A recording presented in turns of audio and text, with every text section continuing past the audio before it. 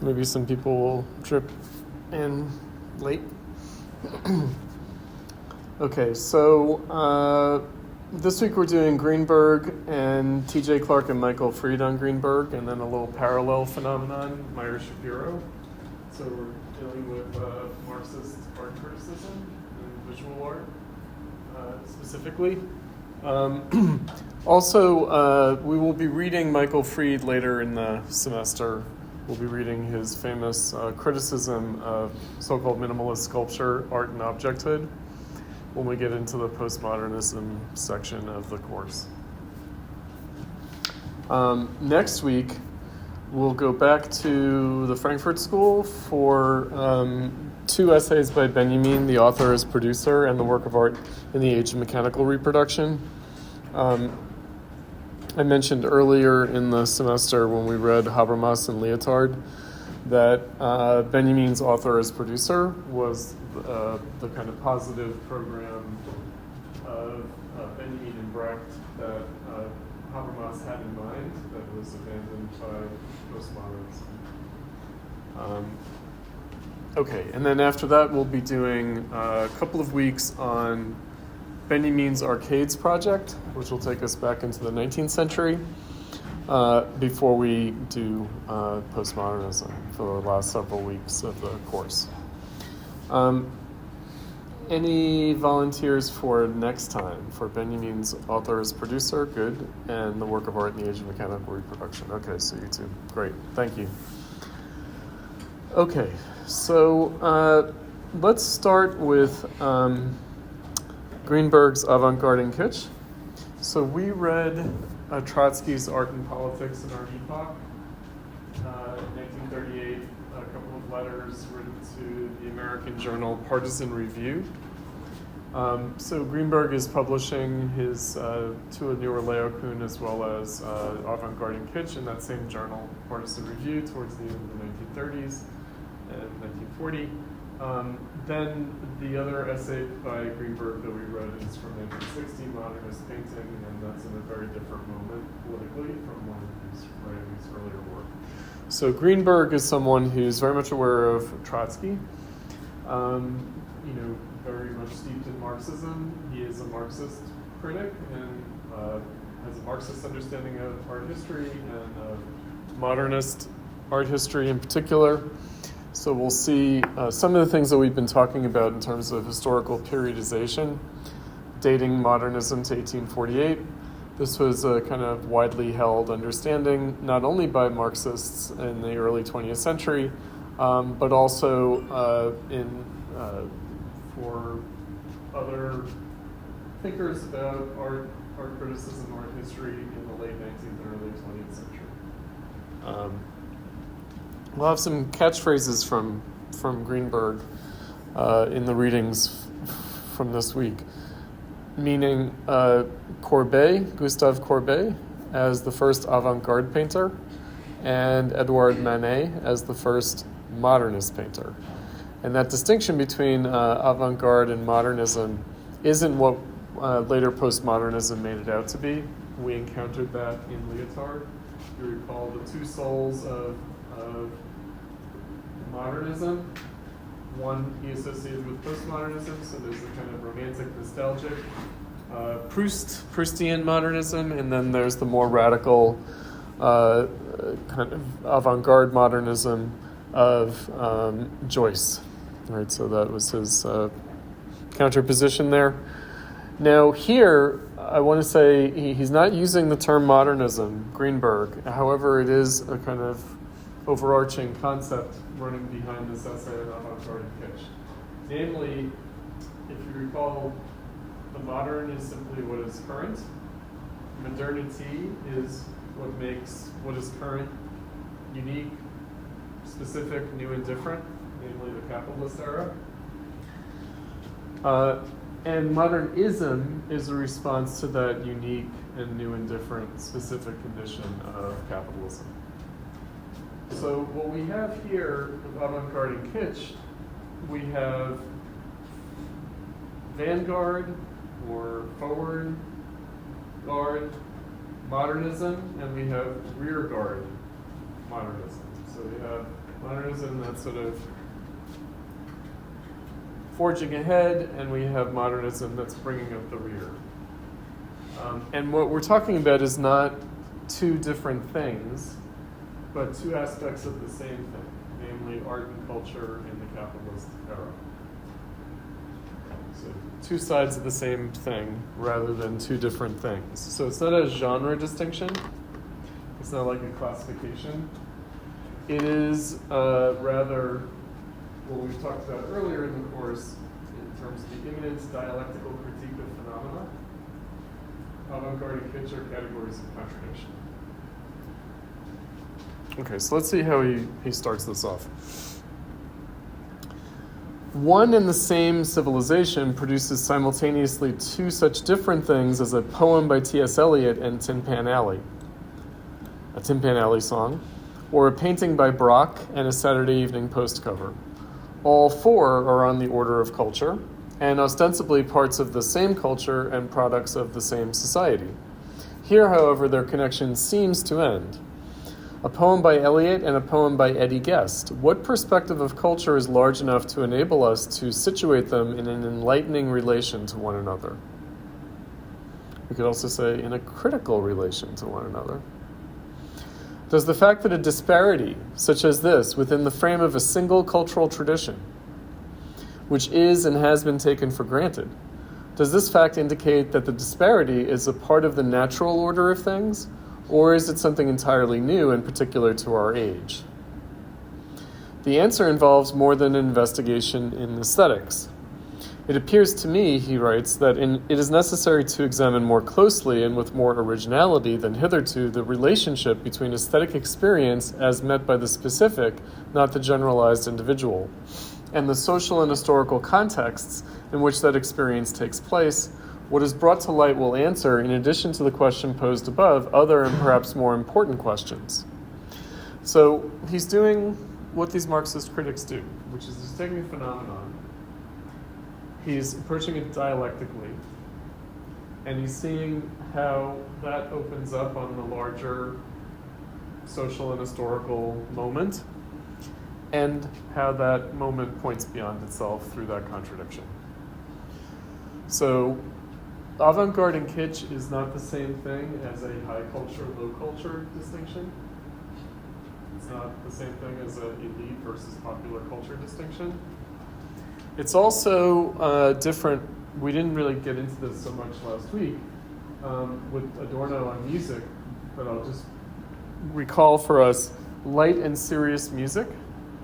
Light and serious music is also another kind of way of characterizing things that's not the high-low distinction, nor is it the avant-garde and kitsch distinction. Light and serious music just means music that's meant to be listened to seriously, intensively, and music that's meant to be listened to lightly. So these different categories shouldn't be conflated. High and low, light and serious, avant-garde and kitsch. They're not the same thing.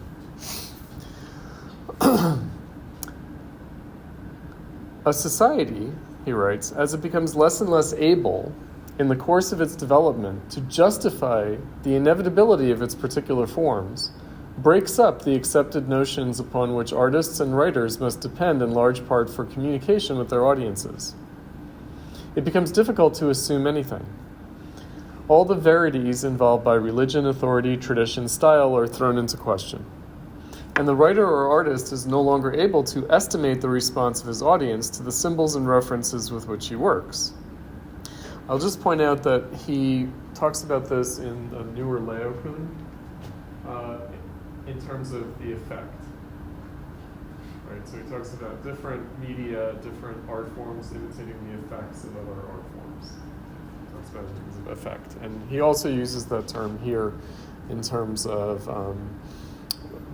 how the avant-garde and how the kitsch object, like the effects that they have. So the breaking up of the assumptions. Something that Freid is going to address in terms of theatricality. I'm going to approach that through that category. It says, in the past, such a state of affairs has usually resolved itself into a motionless Alexandrianism, an academicism in which the really important issues are left untouched because they involve controversy, and in which creative activity dwindles to virtuosity in the small details of form, all larger questions being decided by the precedent of the old masters. The same themes are mechanically varied in 100 different works, and yet nothing new is produced. Statius, Mandarin verse, Roman sculpture, Beaux-Arts painting, Neo-Republican architecture. This is a very important category, Alexandrianism. It's kind of central to his whole argument. So we've encountered it as the term barbarism. So barbarism means decadence. It doesn't mean the absence of culture or civilization. It means a decadent civilization, a decadent culture. So one way of capturing that, one way of describing that is Alexandrianism. And it refers to ancient Alexandria. It refers to something like the library at Alexandria that famously burned down, and with it was lost all of the knowledge of antiquity. So when knowledge, when truth becomes something that's in a library or a museum, that's because the culture is kind of dead. And so it's something that's kind of objectified but not really lived, and then the kind of living questions are not able to be touched by art and literature. Instead, art and literature turns into a kind of endless permutation of existing forms. So Alexandrianism. He thinks that that's the situation that capitalism has produced. So if you recall from Rosa Luxemburg, socialism or barbarism. And so Trotsky also said culture will inevitably rot under capitalism. Right, so this is Greenberg's way of describing what's going on. So in capitalism, and we can say modernism is a situation of Alexandrianism. It says, it is among the hopeful signs in the midst of the decay of our present society that we, some of us, have been unwilling to accept this last phase for our own culture. In seeking to go beyond Alexandrianism, a part of Western bourgeois society has produced something unheard of before: avant-garde culture. A superior consciousness of history, more precisely the appearance of a new kind of criticism of society, a historical criticism, made this possible. This criticism has not confronted our present society with timeless utopias, but has soberly examined, in the terms of history and of cause and effect, the antecedents, justifications, and functions of the forms that lie at the heart of every society. Thus, our present bourgeois social order was shown to be not an eternal natural condition of life, but simply the latest term in a succession of social orders. New perspectives of this kind, becoming a part of the advanced intellectual conscience of the 5th and 6th decades of the 19th century, were soon absorbed by artists and poets, even if unconsciously for the most part. It was no accident, therefore, that the birth of the avant-garde coincided chronologically and geographically, too, with the first bold development of scientific revolutionary thought in Europe. Okay, so what is scientific revolutionary thought? Marxism. 5th and 6th decades of the last century, that's the 1840s and 1850s. That's when Marxism emerged. But Marxism was part of a broader socialist and communist, anarchist zeitgeist. So circa 1848, circa the revolutions of 1848. And we're going to get into that in more detail when we do the Arcades project and look at Baudelaire again via Benjamin. So superior consciousness of history. So by 1848, by the 1840s and 1850s, Greenberg thinks, capitalism was already shown to be a transitory stage. Not an eternal natural condition, but a transitory stage of history. That's what the superior consciousness of history means. It means a kind of acute sense of the historical moment. Again, what is specific? What is unique, new, and different about this moment? That's why Baudelaire, with his concept of modernity and his project of modernism, both in criticism and in production, literary and visual art production, meeting the needs for art and literature to be true to its own historical moment, that means being conscious of that historical moment. Again, what was new and different in the 1840s and 50s? What was unique and specific? Capitalism. So it's at the end of the Industrial Revolution, the first Industrial Revolution, and clearly things had radically changed even since the time of the French Revolution. So the French Revolution was a huge change, and yet there was even a deeper change that was made apparent by the 1840s and 1850s. And part of that, we'll be talking about this when we do the Arcades project, is because it was very vividly illustrated by the fact that Napoleon Bonaparte's nephew became president and then emperor of the Second Republic and Second Empire in France. And the difference between Napoleon I and Napoleon III was dramatic. So Napoleon I had been a Jacobin, had been very much in the moment of like a kind of David, a kind of tail end of classicism, emergence of romanticism. Napoleon III, Louis Bonaparte, nephew of Napoleon, he was a utopian socialist. And he was a bohemian. He was a kind of radical, like underground political conspiracy kind of person. Very different kind of figure. And just as different as people like Courbet and Manet were from, again, David and the David school, and Romanticism. So something in that shorter interval of time had changed fundamentally. And this gave rise to a new consciousness of history. True, he says, the first settlers of Bohemia, which was then identical with the Avant-garde, and of course Marx and Engels are Bohemians, so was Louis Bonaparte, so was Baudelaire, so was Courbet. These are all Bohemians. And again, there are two phases of Bohemia. We read Heinrich Heine. There's the Bohemia that comes in the aftermath of the French Revolution, and then there's the Bohemia that takes shape in the industrial era. And they are different. Turned out to be demonstratively uninterested in politics.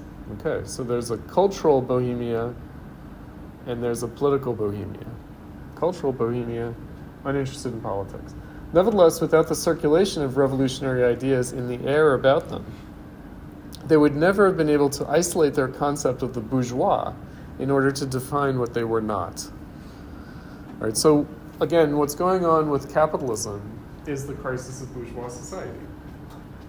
In bourgeois society, its kind of humanistic ethos coming down from the Renaissance was clearly in crisis and also clearly false, meaning it was obvious that people who were paying attention to what was new and different about their moment could not accept the assumptions of bourgeois society anymore.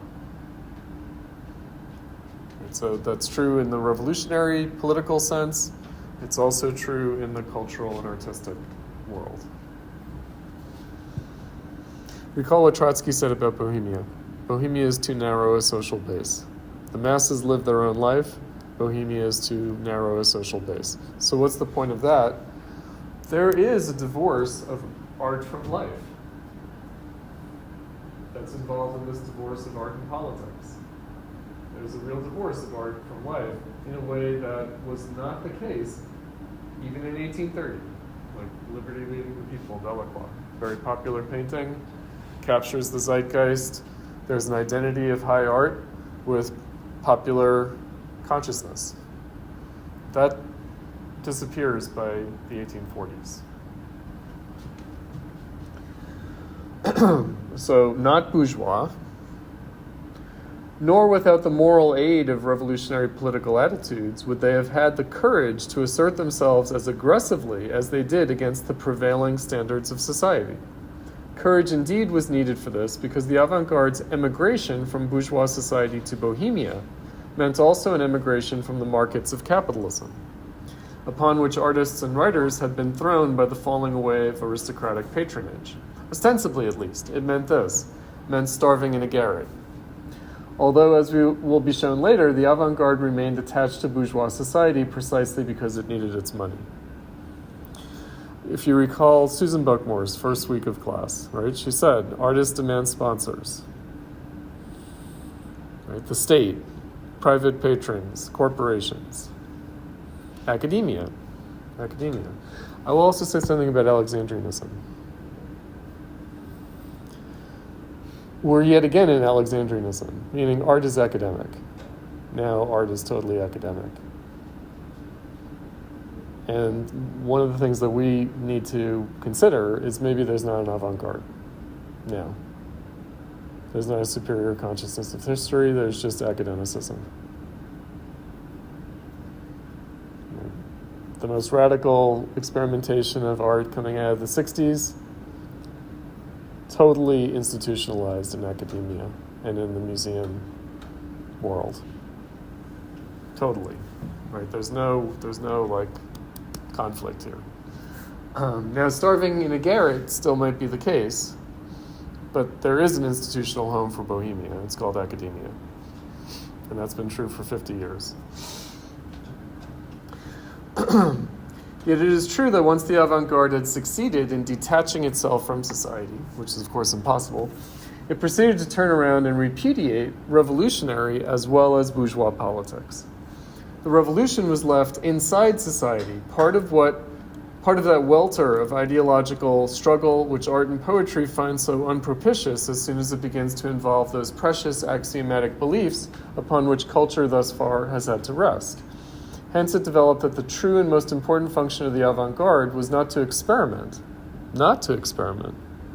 This is really important. But to find a path along which it would be possible to keep culture moving in the midst of ideological confusion and violence. Retiring from public altogether, the avant-garde poet or artist sought to maintain the high level of his art by both narrowing and raising it to the expression of an absolute, in which all relativities and contradictions would be either resolved or beside the point. Art for art's sake, pure poetry appear, and subject matter or content becomes something to be avoided like a plague. It has been in the search for the absolute that the avant-garde has arrived at abstract or non-objective art and poetry too. The avant-garde poet or artist tries to, in effect, to imitate God by creating something valid solely on its own terms, in the way nature itself is valid, in the way a landscape, not its picture, is aesthetically valid, something given, increate, independent of meanings, similars, or originals. Content is to be dissolved so completely into form that the work of art or literature cannot be reduced in whole or in part to anything, not itself. Okay. But the absolute is absolute, and the poet or artist, being what he is, cherishes certain relative values more than others. The very values in the name of which he invokes the absolute are relative values, the values of aesthetics. So it's art, not life. Art, not politics. So relative. And so he turns out to be imitating not God. And here I use imitate in its Aristotelian sense. But the disciplines and processes of art and literature themselves. This is the genesis of the abstract. In turning his attention away from the subject matter of common experience, the poet or artist turns it in upon the medium of his own craft. The non-representational or abstract, if it is to have aesthetic validity, cannot be arbitrary and accidental, but must stem from obedience to some worthy constraint or original. This constraint, once the world of common extroverted experience has been renounced, can only be found in the very processes or disciplines by which art and literature have already imitated the former. These themselves become the subject matter of art and literature. If to continue with Aristotle, all art and literature are imitation, then what we have here is the imitation of imitating. To quote Yeats, nor is there singing school, but studying monuments of its own significance. Okay, so the avant-garde imitates the processes of art. It imitates imitation. We did on the mimetic faculty, by opinion of non-sensuous similarity, the astrology analogy, yes. So imitation as transformative, imitation as basic to not only art but language, really all culture, even religion. But imitating the very processes of imitation itself. So the avant-garde imitating the processes of art. It's imitation of art. It's kind radical distillation of what art is. Because we'll see that the kitsch work imitates the avant-garde. So art is the imitation of life. That breaks down in the capitalist era, in the modernist era. Art is the imitation of life breaks down, and instead art imitates art, and it does so in two forms, avant-garde form and kitsch form. In both cases, it's an imitation of an imitation.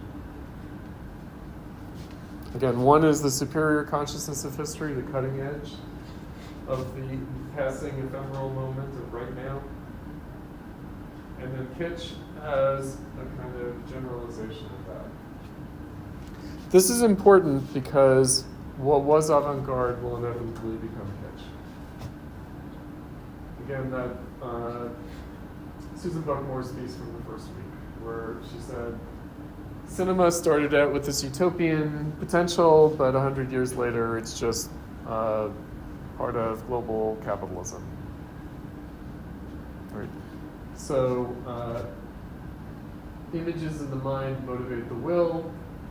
So Benjamin, with his kind of revolutionary Marxist attitude, said, but it turns out that's also the program of advertising imagery.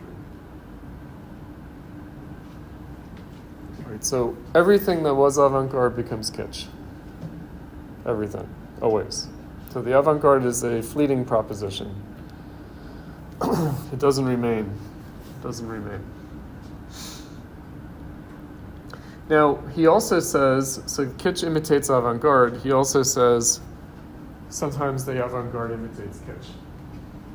And that's the constant temptation. The constant temptation is for artists to try to become relevant by imitating kitsch. But then it's a second-order imitation, or a third-order imitation, right? So it's art imitating life, art imitating art, and then rearguard art imitating avant-garde art, and then avant-garde art imitating rearguard art. Right? So there's a kind of degeneracy involved in that. So it's a constant temptation because, of course, artists want to be relevant. They want to find an audience. But they also want to raise art into this absolute realm.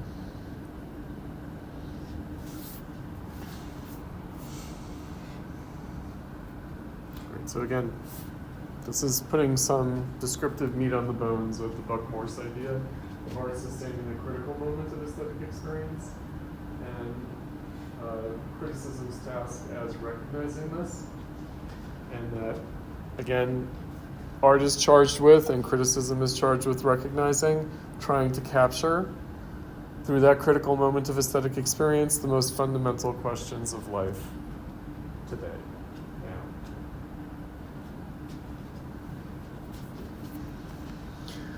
Okay, so Alexandrianism is our condition. We can't break out of it. Remember what Trotsky said, art can't save society. Art can't even save itself. So what can it do? It can try to move. Right? The corpse can be jolted. We read Experience in Poverty by Benjamin. The galvanization, the electric shock from, sent into the corpse, Frankenstein's monster. Right, so you can try to get Alexandrianism to move, but it's still Alexandrianism. And so avant-garde and kitsch are still part of the Alexandrian movement. It's still capitalist barbarism. It's all capitalist barbarism. Modernism is capitalist barbarism. Now, earlier in the course, I did mention that the live issue in the 20th century, and this is something we'll come back to next week with Benjamin's author as producer and the work of art in the age of mechanical reproduction. It was also informing Adorno's writings on music, the big debate in the 1930s, after the heroic era of the Russian Revolution and the early Soviet Union passed. There was a culturally conservative turn that was taken in the Soviet Union and in the communist movement throughout the world, taking its cues from the Soviet Union, namely socialist realism as authentic proletarian culture. And modernism, bourgeois decadence, was condemned, even to the point of destroying works of art, canceling artists' careers, even jailing and killing artists, to try to stamp out the plague of modernism, of bourgeois decadence. And they had that in common with the Nazis, who did something similar. So the Soviet Union did something similar to Nazi Germany. In Nazi Germany, of course, it was blamed on the Jews, so degenerate art was Jewish art. In the Soviet Union, it's bourgeois. Greenberg's perspective, like Trotsky's, we read the Literature and Revolution as well as Art and Politics in our epoch.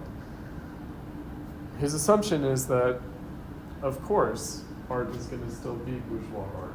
There isn't anything else. There isn't like a proletarian art. There might be a revolutionary art. That's even going to be a dicey proposition. And there certainly isn't a socialist art. There's bourgeois art in extremis. There's bourgeois art in crisis. And Greenberg is describing it in these two sides, avant-garde and kitsch. Let me just jump ahead to the end here. Let's see where he resolves this. We can see then that although from one point of view the personal Philistinism of Hitler and Stalin is not accidental to the roles that they play, from another point of view it is only an incidentally contributory factor in determining the cultural policies of their respective regimes. Their personal Philistinism simply adds brutality and double darkness to policies they would be forced to support anyhow by the pressure of all their other policies, even were they personally devotees of avant-garde culture. What the acceptance of the isolation of the Russian Revolution forces Stalin to do, Hitler is compelled to do by his acceptance of the contradictions of capitalism and its efforts to freeze them. As for Mussolini, his case is a perfect example of the disponibilité of a realist in these matters. For years, he bent a benevolent eye on the futurists and built modernistic railroad stations and government-owned apartment houses. One can still see in the suburbs of Rome more modernistic apartments than almost anywhere else in the world. Perhaps fascism wanted to show its up-to-dateness, to conceal the fact that it was a retrogression. Perhaps it wanted to conform to the tastes of the wealthy elite it served. At any rate, Mussolini seems to have realized lately that it would be more useful to him to please the cultural tastes of the Italian masses than those of their masters. The masses must be provided with objects of admirations and wonder. The latter can dispense with them. And so we find Mussolini announcing a new imperial style. Marinetti, Chirico et al. Are sent into the outer darkness, and the new railroad station in Rome will not be modernistic. That Mussolini was late in coming to this only illustrates again the relative hesitance with which Italian fascism has drawn the necessary implications of its role. Capitalism in decline finds that whatever of quality it is still capable of producing becomes almost invariably a threat to its own existence. Advances in culture, no less than advances in science and industry, corrode the very society under whose aegis they are made possible. Here, as in every other question today, it becomes necessary to quote Marx word for word. Today, we no longer look forward to socialism for a new culture, as inevitably as one will appear once we do have socialism. Today, we look to socialism simply for the preservation of whatever living culture we have right now.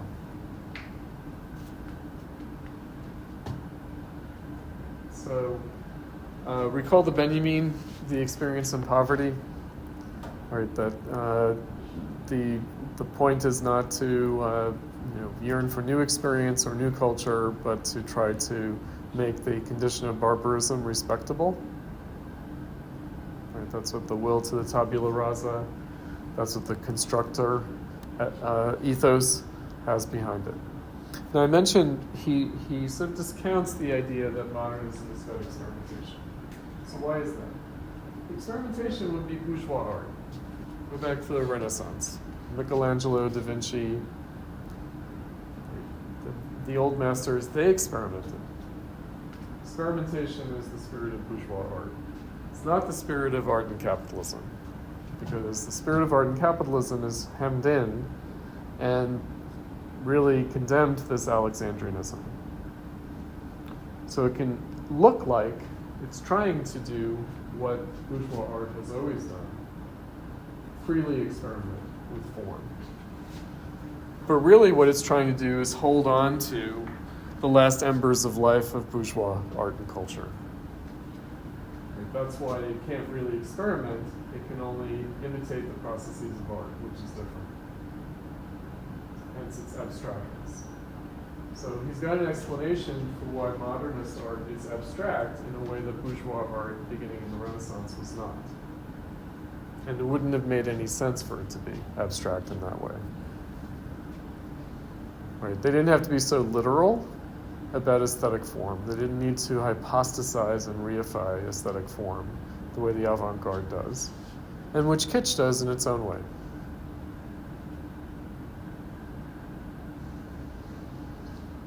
And they could freely experiment with form. And part of that had to do with the fact that they could easily communicate with their audience in a way that art in capitalism loses that ability. So I mentioned that kitsch is modernist, meaning it's just as reified in its form and therefore just as mysterious in its significance and meaning as avant-garde modernism is. It's just as enigmatical as avant-garde modernism is. And then, of course, in the more recent period, we have like Jeff Koons, which is this mashup of avant-garde and kitsch. What is that? And yet it's popular. He gets huge commissions to do massive public artworks.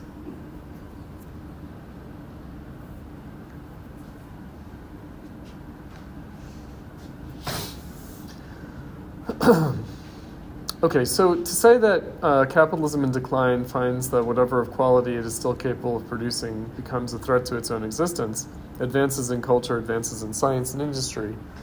We encountered this last week with Adorno's readings on music, which talked about form as a force of production. So form, aesthetic form, as a force of production. So recall that the Marxist characterization of capitalism is the contradiction of the bourgeois social relations and the industrial forces of production. I think we looked at that when we looked at the Wilhelm Reich ideology as material power, where he talked about the socioeconomic base and the ideological superstructure. So what matters is the contradiction. So contradiction of bourgeois social relations, all of our conscious activity, theory and practice, all of that, with the potential of the society beyond the bourgeois social relations. And that's characterized as the industrial forces of production. But these are not two separate things. They're aspects of an internal contradiction, meaning the bourgeois forms as a force of production are becoming internally contradictory in capitalism, as much as the social relations have become internally contradictory in capitalism. Art as a commodity, something that we addressed early on in the course.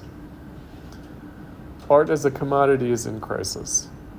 Both its use value and its exchange value are in self-contradiction and crisis.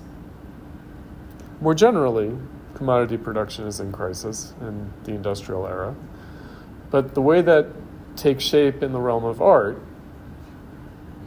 is specifically as regards the communicability of aesthetic experience through form. That's why it can appear that modernism, as well as kitsch works, seem to exist independently of the viewer or the listener or the reader. So if you recall what Adorno said on the social situation in music last week, pure use value, pure exchange value, and yet the society can't absorb music other than through its fragments and ruins. Meaning the fragments and ruins of its forms. Again, another way of thinking about what Greenberg is addressing as Alexandrianism. So in Alexandrianism, They're these sort of dead forms, and because they're dead forms, they have a fragmentary or ruined character to them. We still use the same bourgeois forms, but they have the character of decay.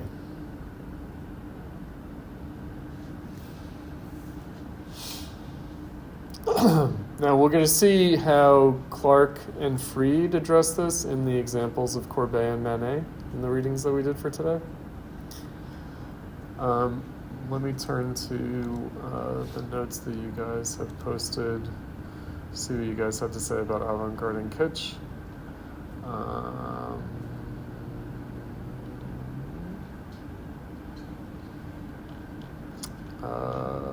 So Longy, you have some notes on avant-garde and kitsch. Yeah. I mean, I have a very stupid question. Go ahead. Because he said that the ruling class has abandoned avant-garde art. And also, he talked about how this kitsch thing as like the degraded simulacrum bad copy of like avant-garde art, mass-produced for like this newly urbanized mass population. So like the mass is not enjoying avant-garde. So my question would be, so like who would enjoys avant-garde art except artists and theorists? True. No one, obviously. Meaning, these things only become classics, and they talk about this later. Greenberg talks about this, and Clark and Freid talk about the paradox of the idea of a modernist classic, right? Because something is lost in canonizing modernist art. So there's something inherent there. Now, later in the semester, when we get to the postmodernism segment, we'll read Danielle Bell. And Danielle Bell in The Cultural Contradictions of Capitalism, this is why it's at a high or low distinction, or an elite and popular distinction, because he says, he's writing in the 70s, he says, in the 1970s, he says, what we have is porn utopia for the masses and a culture of multiples for the elites.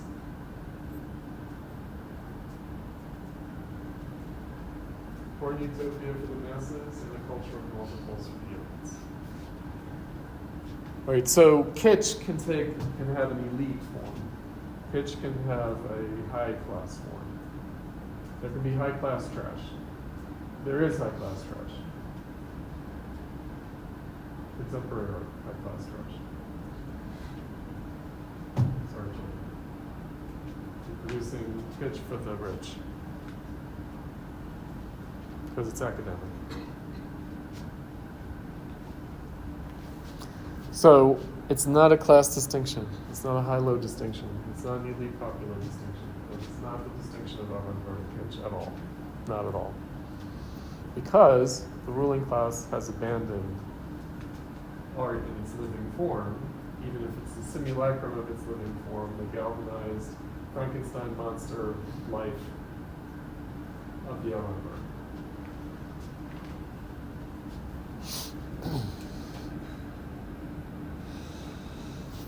Again, it's a little hard for us to relate to this argument because it doesn't map onto our present situation.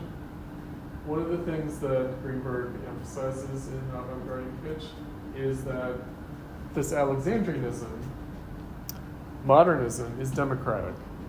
It's democratic from the beginning. It's democratic from the 1840s onward. Because it is. You get universal suffrage in the 1848 revolution in France, universal male suffrage, of course. They don't get women's suffrage until 1949 or something. It's like after World War II. France is pretty out of it. Of course, like Britain and the United States only get it around World War I, and that's because the Russian Revolution has it. And the German Revolution has it too, because it's obviously the Marxist socialist program, women's suffrage. But it's democratic. This culture is democratic. So the only difference is the alienated culture of the avant-garde versus the democratic culture of the kitsch. Kitsch is democratic. But democratic in a very peculiar way. Now, what we're going to see next week when we do the author as producer of the work of art in the age of mechanical reproduction, one way of thinking about the contradiction between the bourgeois social relations and the industrial forces of production. I think that we talked about it a bit last week with music, with the modern media of music, recorded music, that you have artisanal production but industrial distribution. So you have art that's produced artisanally still, but it's distributed industrially, meaning it's mass distribution. And that's not just a technical thing, that also is a cultural thing, meaning the fact that works don't circulate within small communities the way they did in the bourgeois era, in the Renaissance era, all the way up to the industrial era. Art was consumed and produced individually. Now it's produced individually but consumed on a mass basis. Meaning, as a listener or a reader, a viewer, as a consumer, you're consuming a mass artifact. You're not consuming the individual experience. You're consuming immediately a mass experience. Right, that's the essence of kitsch. It's also the essence of avant-garde, though. So the avant-garde, again, still has this democratic ethos, but in an alienated form. Meaning in a self-consciously alienated form. Meaning there are the artists who realize they have no audience, and then there are the artists who pretend that they have an audience. And the pretense, the lack of an audience, the lack of an authentic audience, is masked by mass distribution. It's masked by mass distribution. Again, what Susan Buckmore said in the first week of class. Tomorrow's artists, of course yesterday's artists, may opt to go underground. What does it mean that the values of art were driven underground? Because that's what happened, they were driven underground. The experience of art was driven underground. It couldn't be acknowledged. It became esoteric. Right? She says, the cultural producers of tomorrow might choose to do their work esoterically while being employed as cultural producers. That goes for you guys too. That goes for you guys too. Meaning, even though you're like niche kitsch, niche market kitsch, that you're not able to really articulate your true investments in your artwork. Instead, it has to fly under a false flag. It has to be justified in some other terms. Usually nowadays, identity politics terms. And identity politics terms are democratic. They're very democratic. They're up-to-date democracy. Nonetheless, there are an expression, like those democratic identity politics categories, the inclusivity categories of culture and art and institutional life, are expressions of political and social alienation, still. We haven't overcome that alienation just by specifying, segmenting the mass. In some ways, we've intensified it. All right, so think about what you care about in making your work versus the kind of artist statement or grant application you have to write to get recognition and support. There's a disparity there. Why should there be? Why should there be?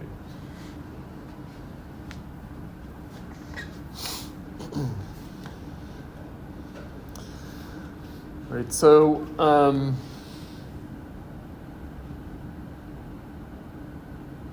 entertainment, fun. Among you have the category of fun here. Remember what Adorno said? He quotes Aldous Huxley in The Fetish Character in Music and the Regression of Listening. There's the question of the place of amusement, who's actually being amused. The place of amusement, who's actually being amused. Especially because we're officially amused, meaning you yourself decide that you're amused. You decide to be entertained. You go to the movies and you're like, I love this movie. Because otherwise, why did you spend your money on right? You're gonna like it. Unless you're a weird, like, art or criticism type, in which case you don't like anything. Right? But really nobody likes anything. There are just a few of us who are willing to admit it. But really nobody likes anything. Right. To enjoy what is foisted upon you anyway takes effort. Remember Adorno put it that way? To enjoy what's imposed on you as a pleasure takes some effort. It's not a passive experience. Okay. Let's turn towards a new Laocoon.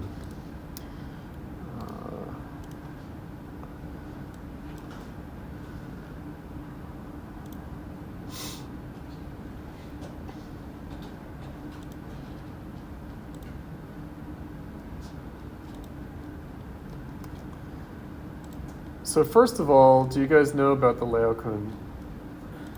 Let's look at some imagery.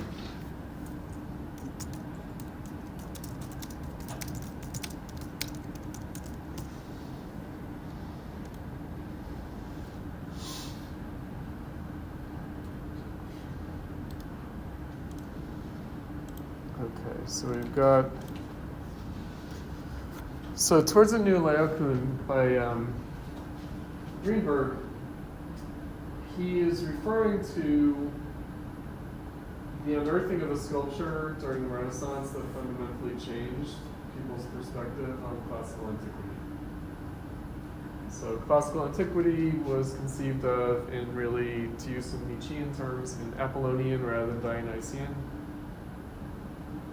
values, meaning it looked like ancient Greece and Rome, that art was about this kind of placid reconciliation, the sort of perfect meeting of form and content, but in a way that sort of resolves.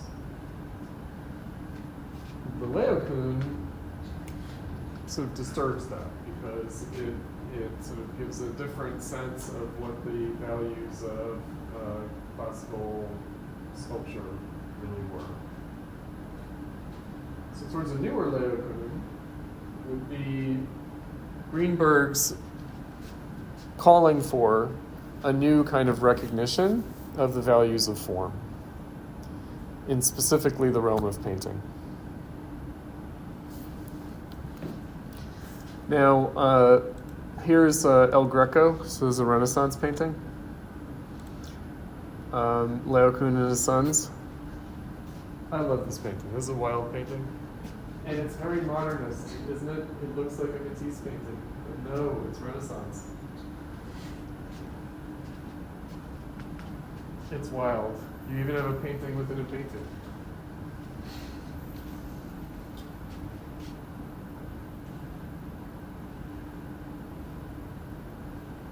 Right, totally trippy at the level of like foreground and background, scale.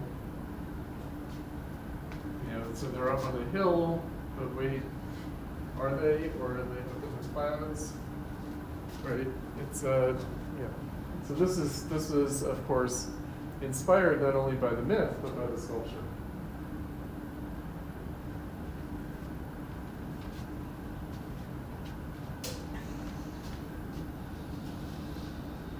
Right, so it's playing with the abstract values of form. It's experimenting with painting. Right, that's been going on since the Renaissance. That's not something you have to wait to the 19th century to get, by any means. Right, so again, he has in mind that this abstraction in painting is an expression of a crisis, but a potentially productive crisis. So it's important to note, because Greenberg has been really sorely misrepresented. Medium essentialism and teleological view of art history, right? The idea that art was inevitably headed towards like abstraction and emphasizing the flatness of the picture plane as some kind of end point to the history of painting. No. He saw it as a transitory phase and as a crisis. meaning art was not going to just stay there forever. Now, when we talked about photography, let's keep this in mind.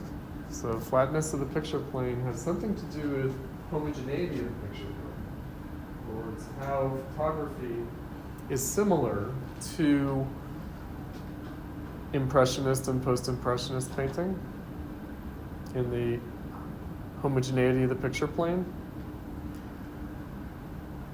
It would be sad for us to assume that photography, as we culturally practice it, would be some kind of endpoint or terminus of visual art, visual culture, depiction, imagery.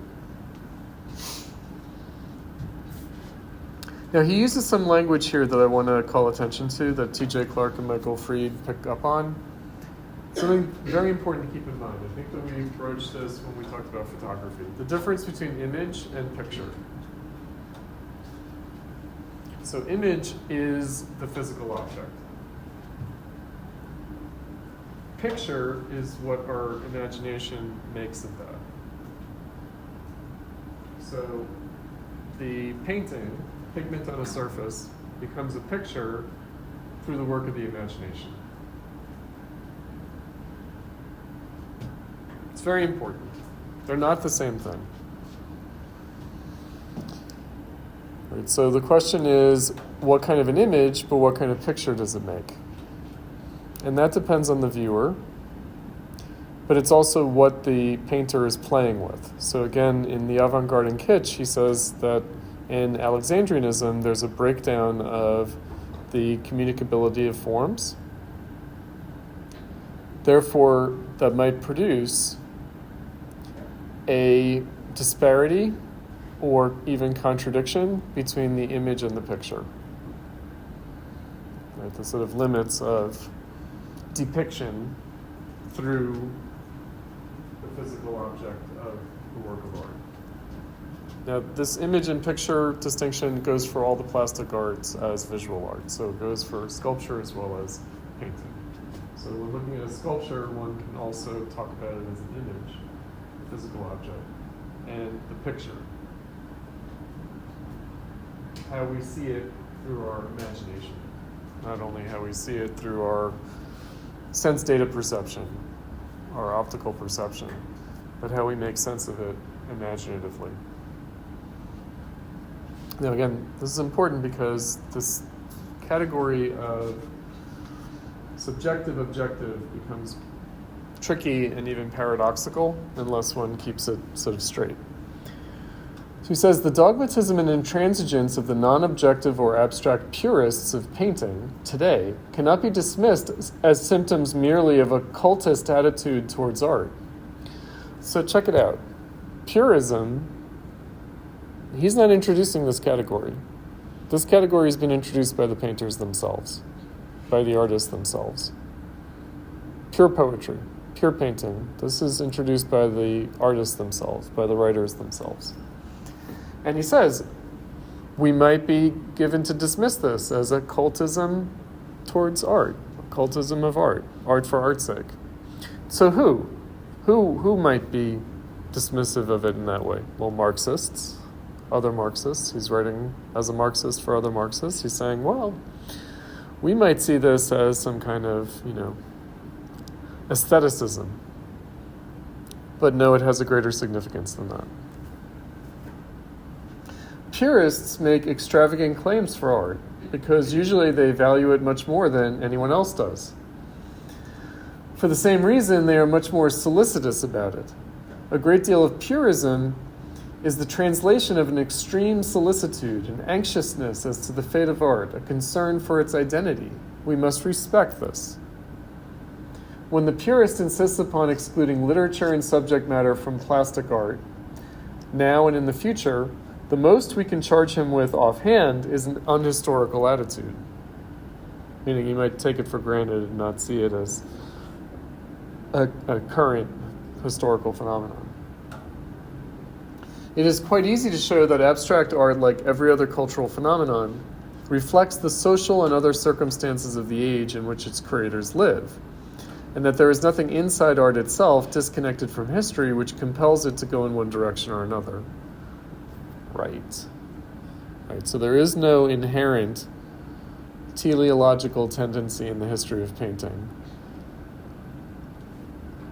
that makes it go in this direction. No.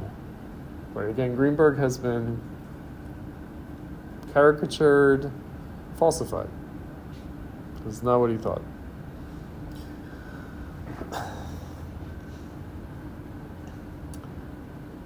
But it is not so easy to reject the purist's assertion that the best of contemporary plastic art is abstract.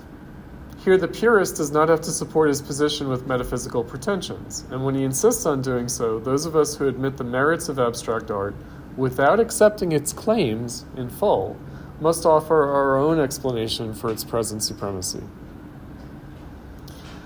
Discussion as to purity in art, and bound up with it, the attempts to establish the differences between the various arts are not idle. So we might think that this is sort of idle, but it's not. There has been, is, and will be such a thing as a confusion of the arts. From the point of view of the artist engrossed in the problems of his medium and indifferent to the efforts of theorists to explain abstract art completely, purism is the terminus of a salutary reaction against the mistakes of painting and sculpture in the past several centuries, which were due to such a confusion. There can be, I believe, such a thing as a dominant art form. So there's such a thing as confusion and such a thing as a dominant art form. This is what literature had become in Europe by the 17th century, so the 1600s. Not that the ascendancy of a particular art always coincides with its greatest productions. So an art form can be dominant without the art realizing its full potential. In point of achievement, music was the greatest art of this period. By the middle of the 17th century, the pictorial arts had been relegated almost everywhere into the hands of the courts, where they eventually degenerated into relatively trivial interior decoration. The most creative class in society, the rising mercantile bourgeoisie, impelled perhaps by the iconoclasm of the Reformation, Pascal's Jansenist contempt for painting is a symptom, and by the relative cheapness and mobility of the physical medium after the invention of printing, had turned most of its creative and acquisitive energy towards literature. Now, when it happens that a single art is given the dominant role, it becomes the prototype of all art. The others try to shed their proper characters and imitate its effects. Right, that's the term effect. So, what would it mean for literature to imitate painting? Or for painting to imitate literature? Or for music to imitate painting?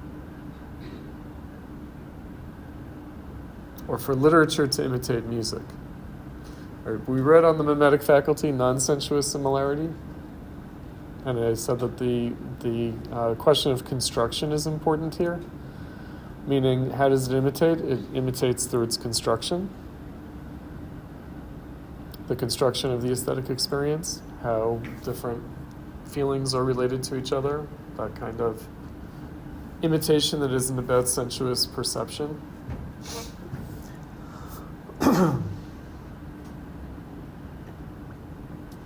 The dominant art in turn, so all the other art forms imitate the effects of the dominant form. The dominant art in turn tries itself to absorb the functions of the others. A confusion of the arts results by which the subservient ones are perverted and distorted. They are forced to deny their own nature in an effort to attain the effects of the dominant art. However, the subservient arts can only be mishandled in this way when they have reached such a degree of technical facility as to enable them to pretend to conceal their mediums. Right, so this is a situation not of an atrophying of the genres or of the media, but of their full technical facility. In other words, the artist must have gained such power over his material as to annihilate it seemingly in favor of an illusion. Music was saved from the fate of the pictorial arts in the 17th and 18th century by its comparatively rudimentary technique and the relative shortness of its development as a formal art.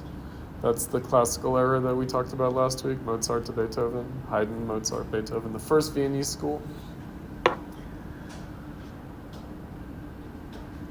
Aside from the fact that in its nature it is the art furthest removed from imitation, the possibilities of music had not been explored sufficiently to enable it to strive for illusionistic effects. That had to wait till later. That had to wait till Impressionism in the late 19th century. But painting and sculpture, the arts of illusion par excellence, had by that time achieved such facility as to make them infinitely susceptible to the temptation to emulate the effects not only of illusion but of the other arts. Not only could painting imitate sculpture and sculpture painting, but both could attempt to reproduce the effects of literature, and again, by making their media disappear.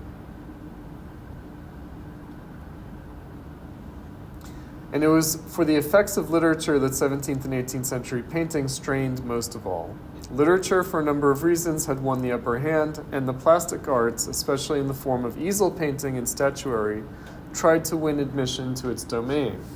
Although this does not account completely for the decline of those arts during this period, it seems to have been the form of that decline. And decline it was, compared to what had taken place in Italy, Flanders, Spain, and Germany the century before. That's the old masters.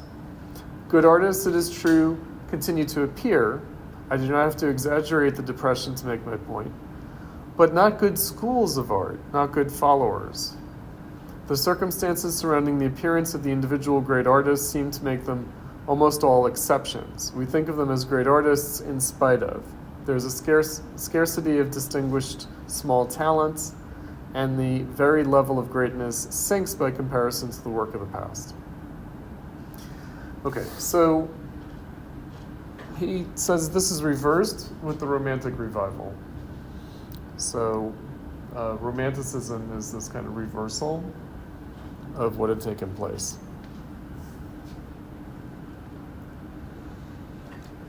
Okay, so Romanticism as the immediate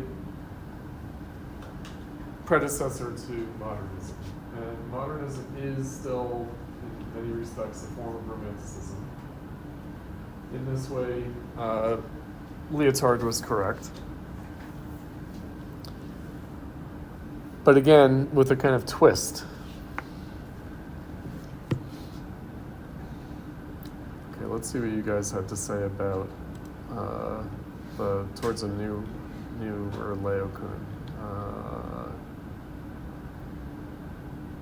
Okay, Longy?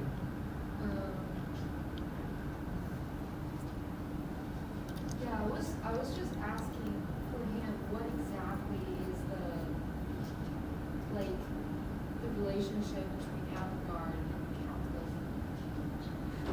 Like, I can see that for him there is certainly a connection that it's like capitalism gives rise to avant-garde, but like, yeah. Or like, I'm wondering the specific cause and effect relation, I guess. Well, they arise together. So when we looked at photography, I mentioned that this category of aura that Benjamin had about the strange weave of time and space and presence, right? So the decay or destruction of aura as a crisis of presence, as a crisis of our experience of time and space. And that both historicism, the kind of objective history, and photography were expressions of this. So you have continuity of space, discontinuity in time, emphasized by photography, and continuity of time and discontinuity of space, emphasized by historicism. Right, that these are symptoms, these are expressions of this strange internal breakdown of, again, the communicability of experience, the communicability of the experience of time and space. So painting, by contrast, doesn't have to reify either space or time in the way that photography does. Painting can have a durational aspect. It can show different moments in time. It can also allow for a viewing experience that admits a temporal dimension in its composition. It's not a homogeneous picture plane. And so painters can call your attention to certain things through focused details as opposed to relatively negative space in the composition. Whereas photography, this is where Benjamin talks about the optical unconscious, and Krakauer also talked about this. Krakauer talked about this sort of, that photography is full of garbage, and Benjamin took this in the direction of the optical unconscious, which is that we're not sure what's important about the photographic image, precisely because of its absolute continuity of space, its homogeneous picture plane. Right? We know what the ostensible subject matter is, but visually, the visual experience of it is not as organized as painting. And when it is organized in this similar way to painting, it's just imitating painting. It's just using the graphical compositional techniques of painting. Right. Whereas the point would be, what can photography do that painting cannot do? What can painting do that photography can't do? By the way, that's the meaning of this purism. Right. So one of the main points in Greenberg's Towards a Newer Laocoon about the effects of the different genres or the different forms, the different media, is that, of course, musicians are interested in an experience that can only be had in music, that can't be had in literature or sculpture or painting. Of course, painters are interested in an experience that can't be had any other way. Of course, literature is about an experience, an aesthetic experience that you can't have through listening to music or looking at painting or watching a film. Right, that's what he means by the confusion of the arts, is that the confusion of the arts is when not only the artists, but the audience are confused as to what the capacities, what the specific capabilities, medium specificity, what the specific capacities, possibilities of the medium are. And it's kind of abdicated. In which case, I don't know, have you guys heard this from your critiques yet? Have you experienced this yet? Where your professors will say, why is this a painting? Why isn't it a poem? Why is this a piece of music? Why isn't it a sculpture?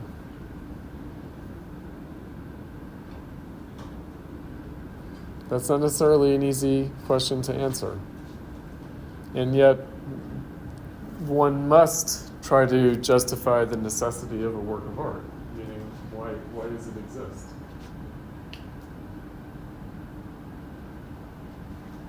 Why does there need to be another painting in the world at all? Why does there need to be a new piece of music composed at all? Why does another poem need to be written? Ever. In traditional culture, there aren't really a lot of new things. Hardly ever is there a new thing. The old things are just fine.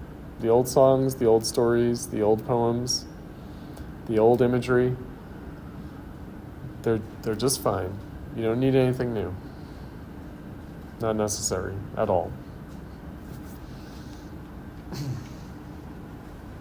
Part of what makes us need to produce new things is not just commodity economy. It's not just that. Nor is it just personal neurosis. It's not that. Because actually personal neurosis could probably be satisfied just through producing more of the same stuff. Right? It's because each attempt fails to produce something that really is able to communicate fluently between producer and consumer, the aesthetic experience. And so instead, the form takes on a life of its own. It becomes reified. And so the justification of the work becomes the form itself.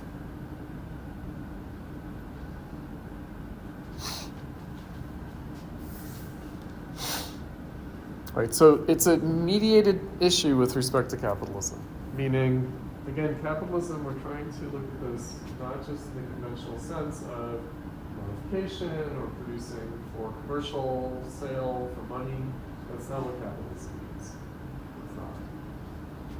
Capitalism is a much deeper, more esoteric problem as relates to our subjectivity itself and the objectifiability of our subjectivity, the forms. It's a deeper issue of the meaning of the forms, the meaning of aesthetic experience. Right? We don't live in a culture where it's self-evident what aesthetic forms mean experientially. They're all mysterious. So recall also from the fetish character in music and the regression of listening, all music today, no matter where it's heard, is provocative nonsense. It recalls ancient rites and surviving masks of an earlier time and is provocative nonsense. You could say all art is that. All painting, all sculpture, all literature is that. It's provocative nonsense. High, low, elite, popular, does not matter. It clearly is provocative nonsense. Every movie, every TV show is provocative nonsense.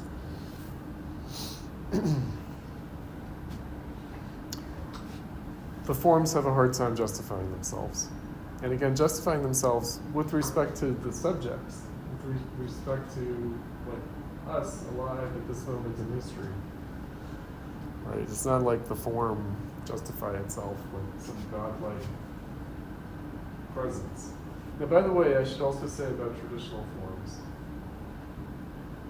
Traditional artists saw themselves as channeling divine forms. In other words, they weren't creating anything. They were just channeling divinely inspired forms, works. And culture came from the gods. It didn't come from human beings being creative. Right, the role of art, the meaning of art, was part of the cosmology of people in heaven.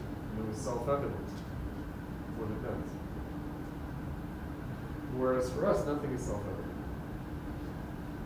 Absolutely nothing is self-evident in terms of its meaning. Right, so artists have tried to retreat into this kind of strange divination of form. You know, they've adopted like mysticism to try to justify their work. Theosophy, right? That was a huge influence on abstract painting at the turn of the 20th century. Right? It was kind of a desperate attempt to give some divine source to what history had brought about in painting.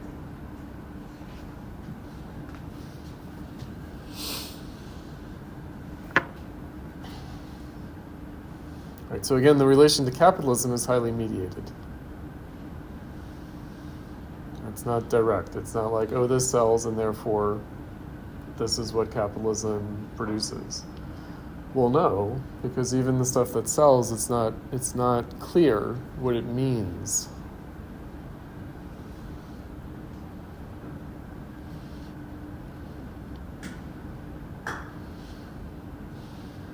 I was watching recently, I don't know why this came to mind, but it did. Because this morning as I was waking up, I was like, fuck, why did I watch that? So my partner wanted to watch the Ed Gaines, series about this mid-20th century serial killer who ended up being influential for Texas Chainsaw Massacre and Silence of the Lambs and Psycho, the Alfred Hitchcock movie, right? Because he did all this crazy shit, and so people were taking different parts of the different murders that he had done. And so Fizal, my partner, wanted to watch this, so we watched it. And it was about halfway through, we binge watched the series, and I was like, why am I watching this? This is really bad. And but he had watched the Jeffrey Dahmer series, I think by the same guy, the same producer of the series during the COVID lockdown. And then so it was like, I feel like I was one of Jeffrey Dahmer's victims. I was like tied down to the to the couch, like eyes propped open, having to watch this. No, I actually ran out of the room many times. But anyway, man, and then it turns out there's more imitation of this. Like there's the John Wayne Gacy series is going to be coming out soon, and I'm like, oh, why, right? And also not only the subject matter, but the way it's done. Right, the particular like style of it, and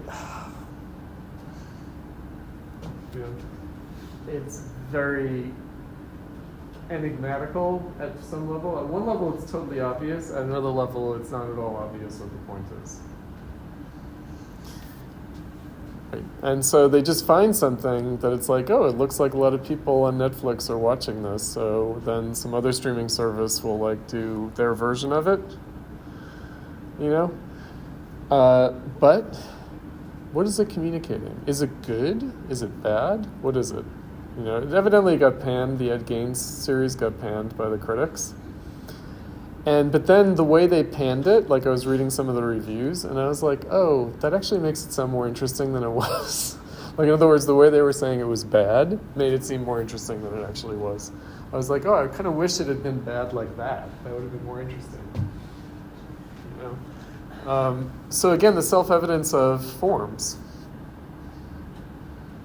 And it was, like a quality series. Like it's some kind of weird tail end of the golden age of television, like how every series is like total high production values and like seemingly super literary, sophisticated, like formally interesting, plays with time, all this stuff. But it's just nonsense. It's nonsense. It's just so stylized, like, crap. Like, it's just stylized, like, weird, like, voyeuristic, like, pornography of violence. It's just like, fuck, what is this? And of course, my partner's totally innocent of art. So he's just like, oh yeah, it's sort of stylized. But it didn't, like, bother him, whereas I was, like, really bothered by the form of it, by the style of it. I was just like, fuck. I just wish that it had been like a Law and Order episode or something.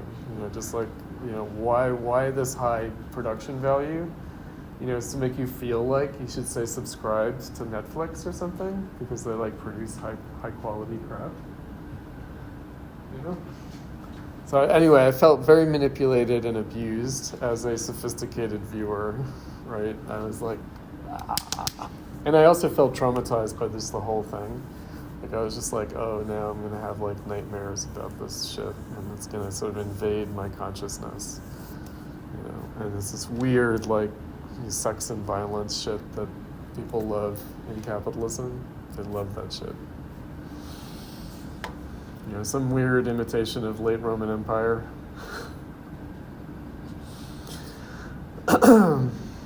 Meanwhile, there's no avant-garde film anymore. It's gone. Totally gone, right? Instead, you just have this like total kitsch imitating like avant-garde film from 50 years ago. Because that's the other thing is that they were kind of they were trying to be period specific about like the visual style. It was weird.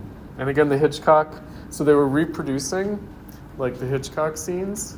And the Silence of the Lambs scenes and the Leatherface, the Texas Chainsaw Massacre. And so they were kind of like trying to distill the essence of what made those films stylistically of their time. Yeah. Anyway, again, making it sound more interesting than it actually was. Meaning it was just some people hired and they just like did what they did because they're like technically good at whatever, But I'm sure that they thought that they were making some kind of like, quality cultural product. So purism. Again, what motivates it? What motivates it is that kind of thing. Meaning, in order to try to get a handle on the meaning of the experience, you have to try to isolate it. You have to try to abstract it. Because if you try to produce it as more of a cultural gestalt, it ends up being what he's calling confusion. The confusion of the arts. and kind of abuse of the various forms. Abuse of the avant-garde music soundtrack. Abuse of the visual style, abuse of the dramatic form. Abuse of photography through confusion.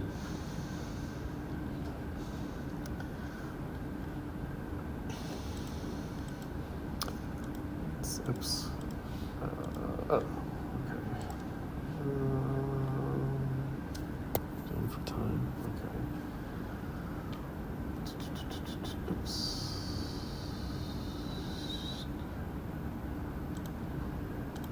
All right, let's look at the modernist painting quickly.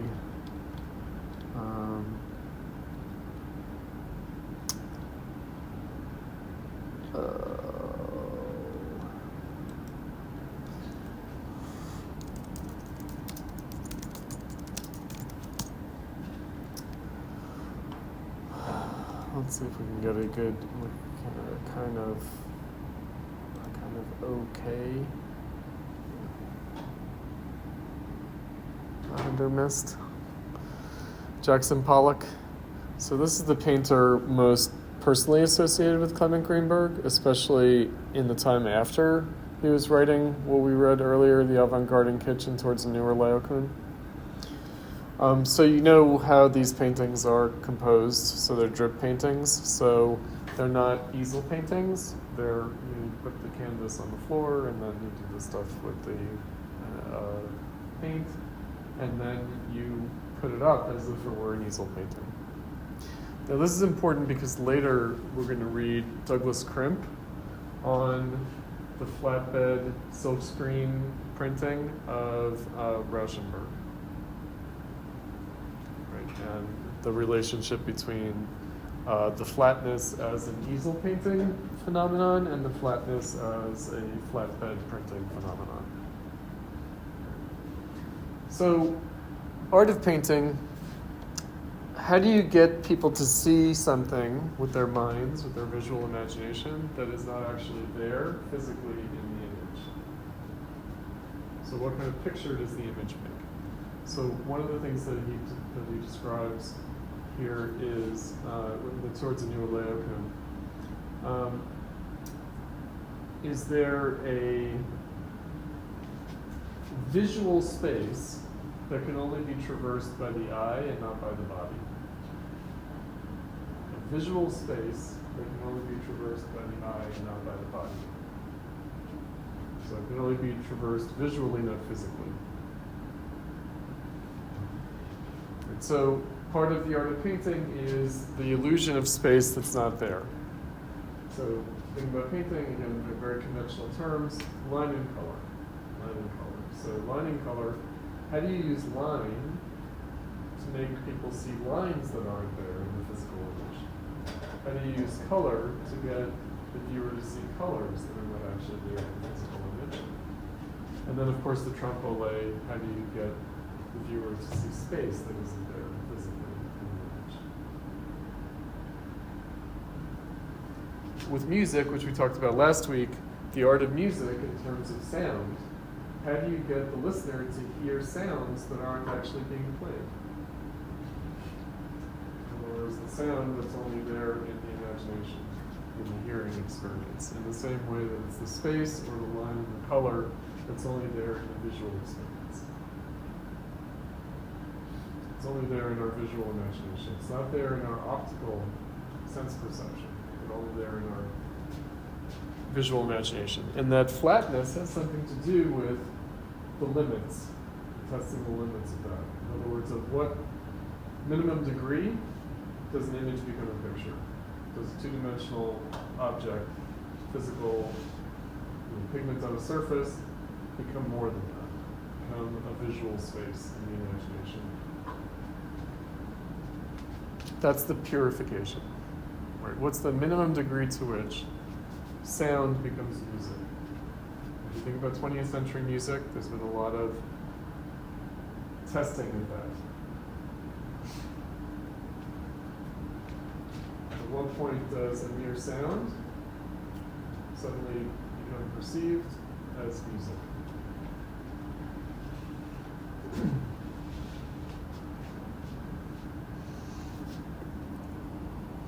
And again, this is a painting that no one in the 1500s would have ever thought there would be a point to making. Meaning whatever point this has, they thought could be achieved through figurative imagery. Right? You could play visually without having to abstract to this degree. You could, in fact, have abstract effects, but without the kind of literal abstraction that happens in the 20th century.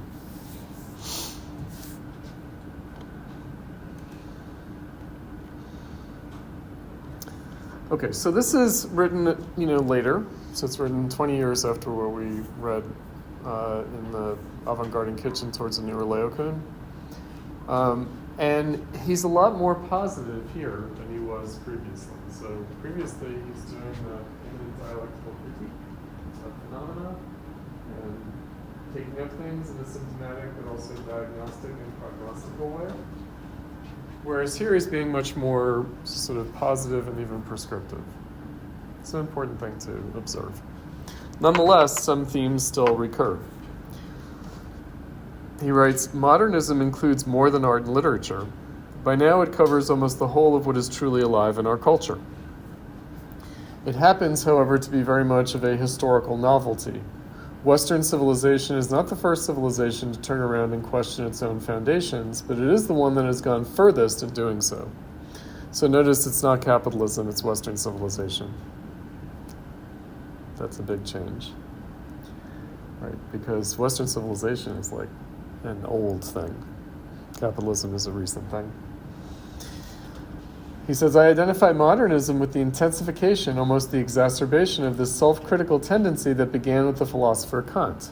Okay, so Kant, I think that we talked about this at the time, the consciousness of the 18th century, the consciousness of the 1700s, the sort of consciousness of bourgeois society after it had fully emerged and was about to go into crisis with capitalism.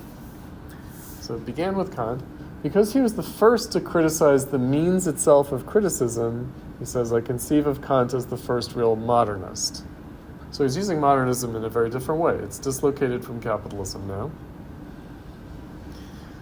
But it has something to do with what Robert Pippin wrote in the first week of class in the On Critical Theory piece, which is that critical theory began with critical philosophy and critical philosophy began with Kant.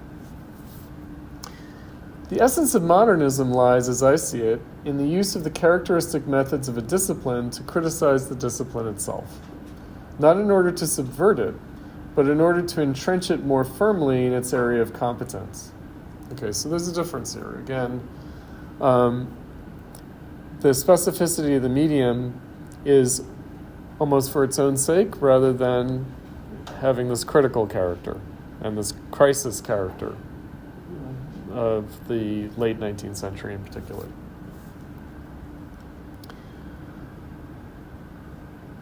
Kant used logic to establish the limits of logic, and while he withdrew much of its old jurisdiction, logic was left all the more secure in what there remained to it. The self-criticism of modernism grows out of, but is not the same thing, as the criticism of the Enlightenment. The Enlightenment criticized from the outside, the way criticism in its accepted sense does. Modernism criticizes from the inside, through the procedures themselves of that which is being criticized. So this is the imminent critique idea that we've discussed. It seems natural that this new kind of criticism should have appeared first in philosophy, which is critical by definition, but as the 19th century wore on, it entered many other fields. A more rational justification had begun to be demanded of every formal social activity, and Kantian self-criticism, which had arisen in philosophy in answer to this demand in the first place, was called on eventually to meet and interpret it in the areas that lay far beyond philosophy. We know what has happened to an activity like religion, which could not avail itself of Kantian imminent criticism in order to justify itself. At first glance, the arts might have seemed to have been in a situation like religions. Having been denied by the Enlightenment all tasks they could take seriously, they looked as though they were going to be assimilated to entertainment pure and simple. And entertainment itself looked as though we were going to be assimilated, like religion, to therapy. So I think earlier in the course I said that in the bourgeois era, the emergence of art as such, freed of its traditional social functions. So we'll talk about next week with Benjamin's work of art, The Age of Mechanical Reproduction. Its exhibition value being freed from its cult value. That art should be more than either propaganda or entertainment. Propaganda meaning the church art, the religious propaganda function that art had, the entertainment value being the divertissement of the aristocratic court, and the combination of entertainment and propaganda, folk culture, folk art. So art should be more, it will be still propaganda and or entertainment, but it should be more than that, meaning it should be able to justify itself as art.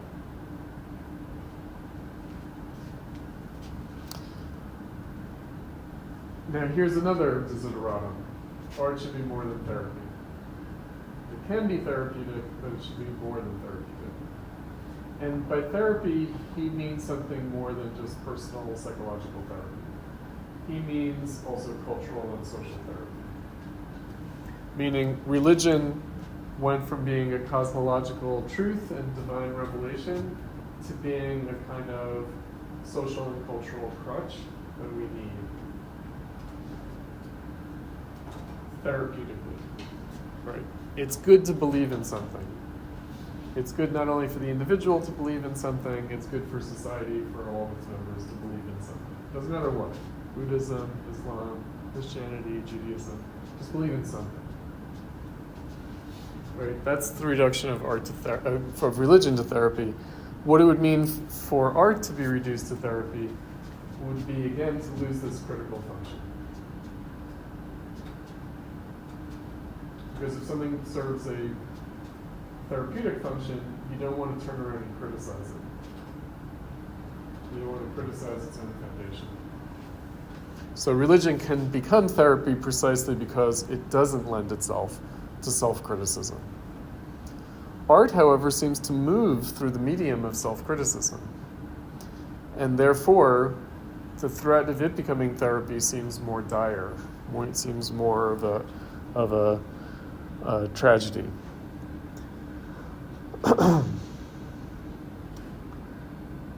The arts could save themselves from this leveling down only by showing that the kind of experience they provided was valuable in its own right and not to be obtained from any other kind of activity. So not only medium specificity, but what's the value of art itself? That only art can give an aesthetic experience that can't be had any other way. Each art, it turned out, had to perform this demonstration on its own account. What had to be exhibited was not only that which was unique and irreducible in art in general, but also that which was unique and irreducible in each particular art. Each art had to determine through its own operations and works the effects exclusive to itself. Again, that term effects. By doing so, it would, to be sure, narrow its area of competence, but at the same time, it would make its possession of that area all the more certain. It quickly emerged that the unique and proper area of competence of each art coincided with all that was unique in the nature of its medium.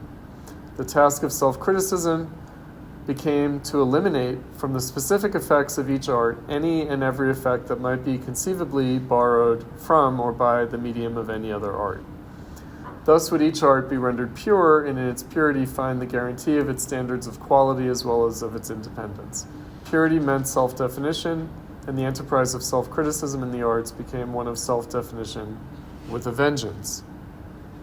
Realistic, naturalistic art had dissembled the medium, using art to conceal art. Modernism used art to call attention to art. The limitations that constitute the medium of painting, the flat surface, the shape of the support, the properties of pigment, were treated by the old masters as negative effects that could be acknowledged only implicitly or indirectly. Under modernism, these same limitations came to be regarded as positive factors and were acknowledged openly. Manet's became the first modernist pictures by virtue of the frankness with which they declared the flat surfaces on which they were painted. The Impressionists in Manet's wake abjured the underpainting and glazes to leave the eye under no doubt as to the fact that the colors used were made of paint that came from tubes or pots. Cézanne sacrificed verisimilitude or correctness in order to fit his drawing and design more explicitly to the rectangular shape of the canvas. Okay, so I think that I had mentioned, but we didn't look at in the towards the newer Laocoon, the Courbet is the first avant-garde painter and Manet is the first modernist painter. The distinction here has something to do with where you went 20 years later in his description of Manet and the Impressionists. So Courbet, what it means to be an avant-garde painter means the painter who, in their painting, are questioning the position of painting in the world, in society. Modernism, in painting, a la Manet, would be more along these lines, painting about painting. So painting that calls attention to its own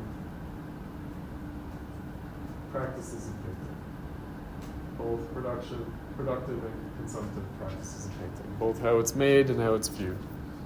This is what Freid's going to pick up on in terms of theatricality.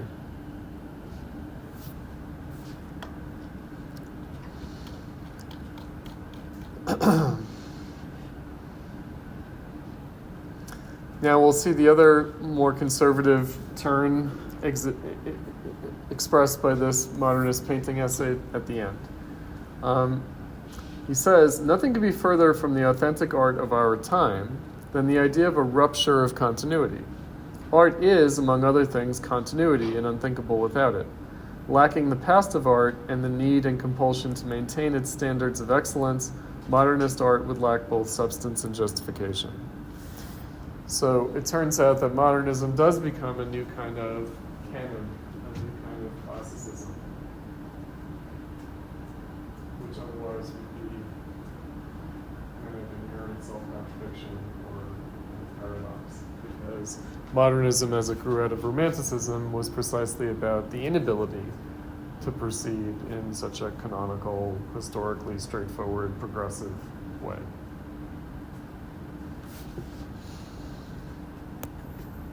All right, let's take a short break, and then we'll come back and deal with the T.J. Clark, Michael Freid, and but before that, we'll look at the Meyer Schapiro and see how he addresses things similarly, but also differently from Greenberg.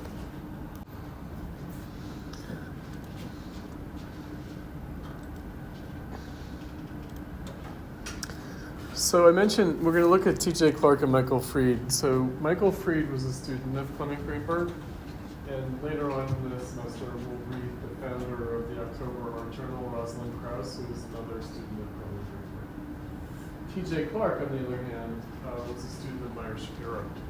So they're both students, both 60s era, 1960s generation, New Left generation, art critics, art theorists. But T.J. Clark was a student of Meyer Schapiro, who was a slightly different approach to Greenberg's. I will also say about T.J. Clark, neither T.J. Clark nor Michael Freid are Marxists anymore. And that's because from Greenberg sort of abandoned Marxism by the time he wrote the modernist painting piece.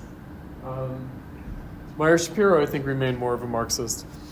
T.J. Clark was a situationist. He's a member of the Situationist International, whose most famous product is Guy Debord's Society of the Spectacle. And Michael Freid just became more of a conventional art critic and art historian. But let's look at just the Meyer Schapiro nature of abstract art briefly. We'll look at some things here, this piece, and also some of the paintings that he cites as examples of what he's talking about. Right, so similar to the Frankfurt School, and also similar in certain respects to Clement Greenberg, his emphasis is on experience, on the experience of the subject and how art captures that experience. So unlike Greenberg, it's less internal to the experience of art per se, and it's more broadly related to the experience of life in modern society and capitalism. So he writes, before there was an art of abstract painting, it was already widely believed that the value of a picture was a matter of colors and shapes alone. Music and architecture were constantly held up to painters as examples of a pure art, which did not have to imitate objects, but derived its effects from elements peculiar to itself.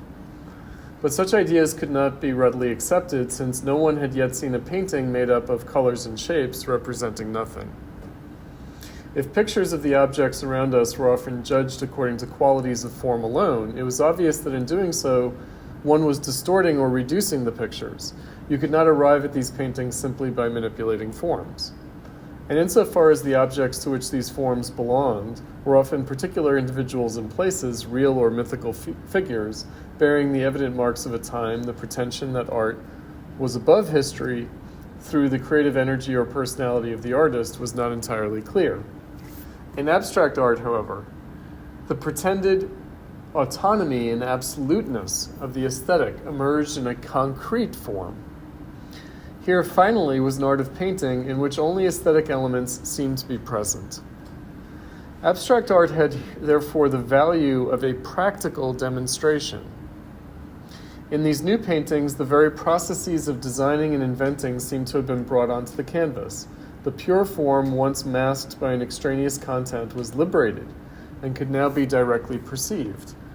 Painters who do not practice this art have welcomed it on just this ground, that it strengthened their conviction of the absoluteness of the aesthetic and provided them a discipline in pure design.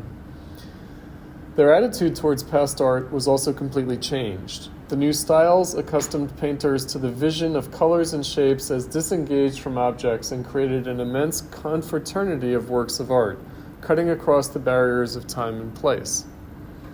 They made it possible to enjoy the remotest arts, those in which the represented objects were no longer intelligible, even the drawings of children and madmen, and especially primitive arts that drastically distorted figures, which had been regarded as artless curios even by the insistently aesthetic critics.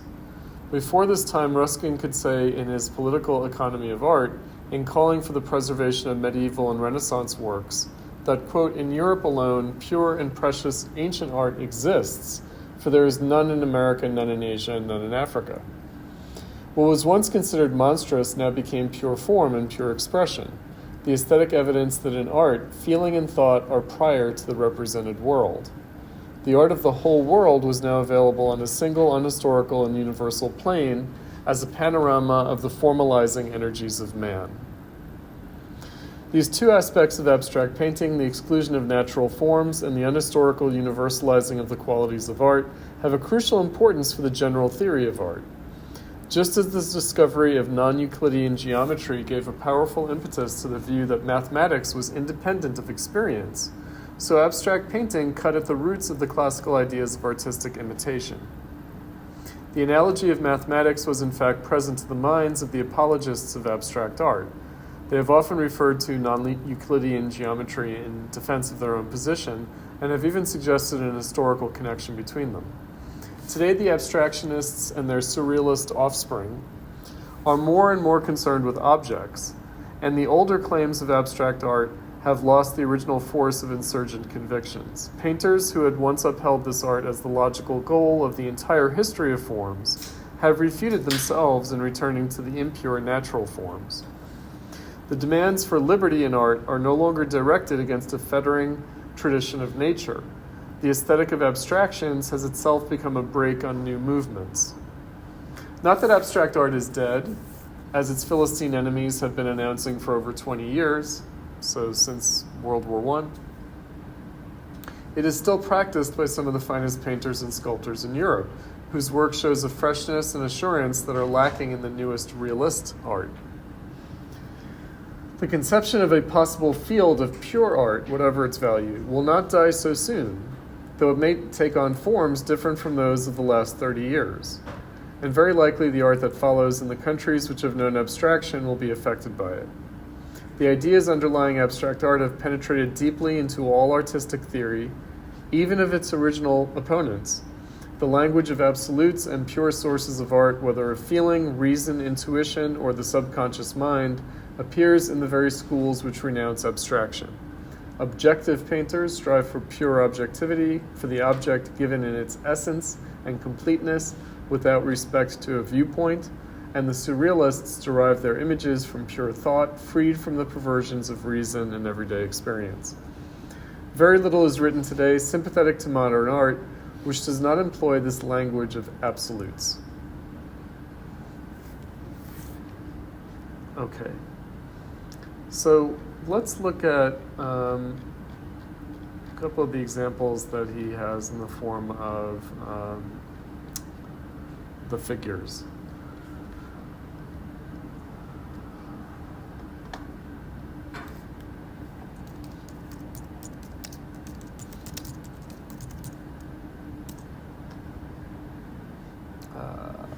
This one.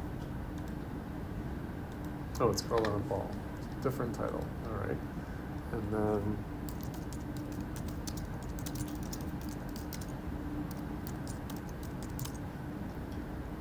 I think so, yes.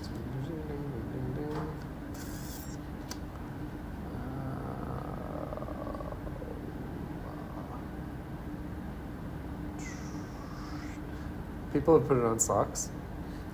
I guess they've put everything on socks or on bed sheets. Wow. Talk about kitsch.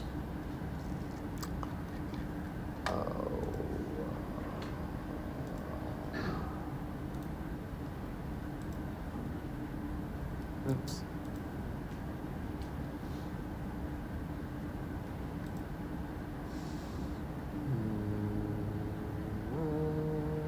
Looking for a good reproduction. I'm afraid. Oh, okay. All right, good. I guess so. Okay.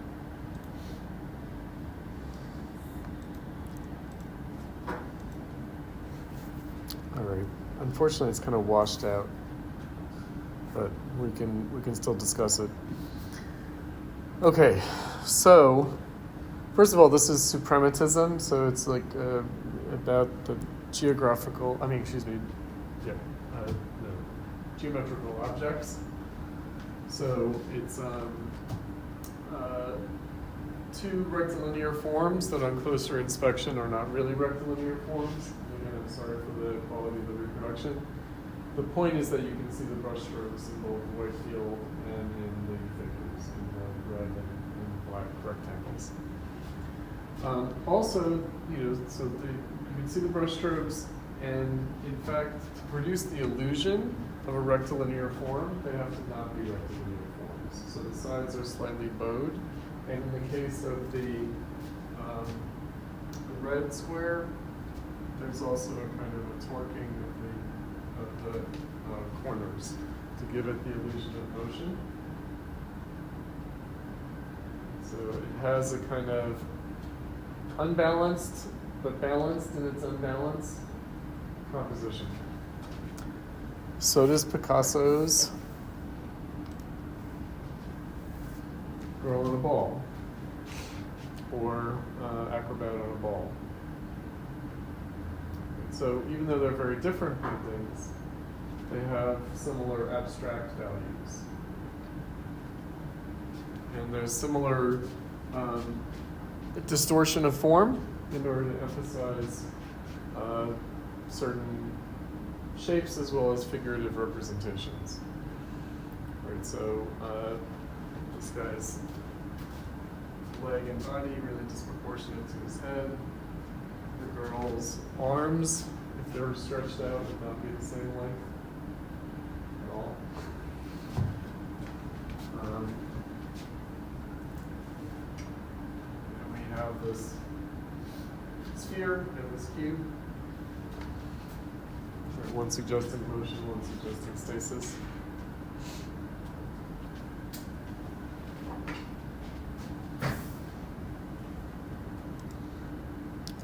So again, there seems to be something purified about the Malevich in comparison to the Picasso. And this is pre-Cubist painting by Picasso.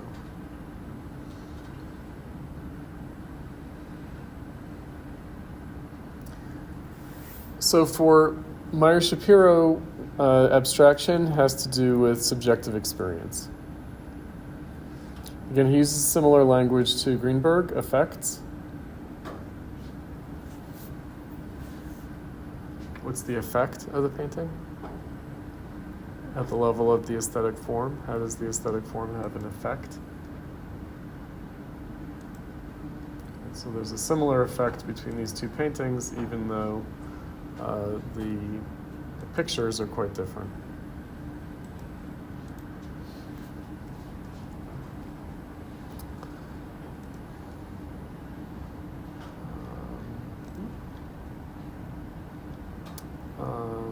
Andrika is here or not here?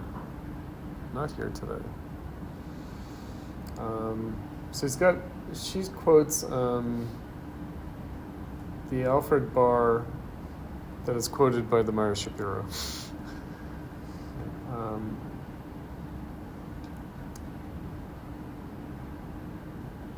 Let's see, Longhue, did you have anything on the... On the Meyer Schapiro? Okay. Let's move on to the T.J. Clark and Michael Freid then.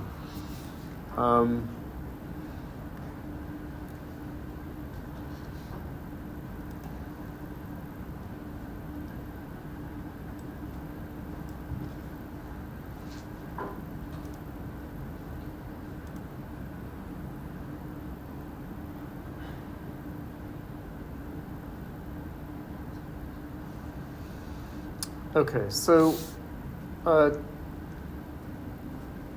one of the things that Greenberg was trying to keep together in his writings as a Marxist critic was an art imminent, an imminent art historical view, like how art develops within itself historically, but also simultaneously a social historical view. Now, the reason for this is, again, I think Longhue, you raised earlier about cause and effect, like capitalism and modernist painting.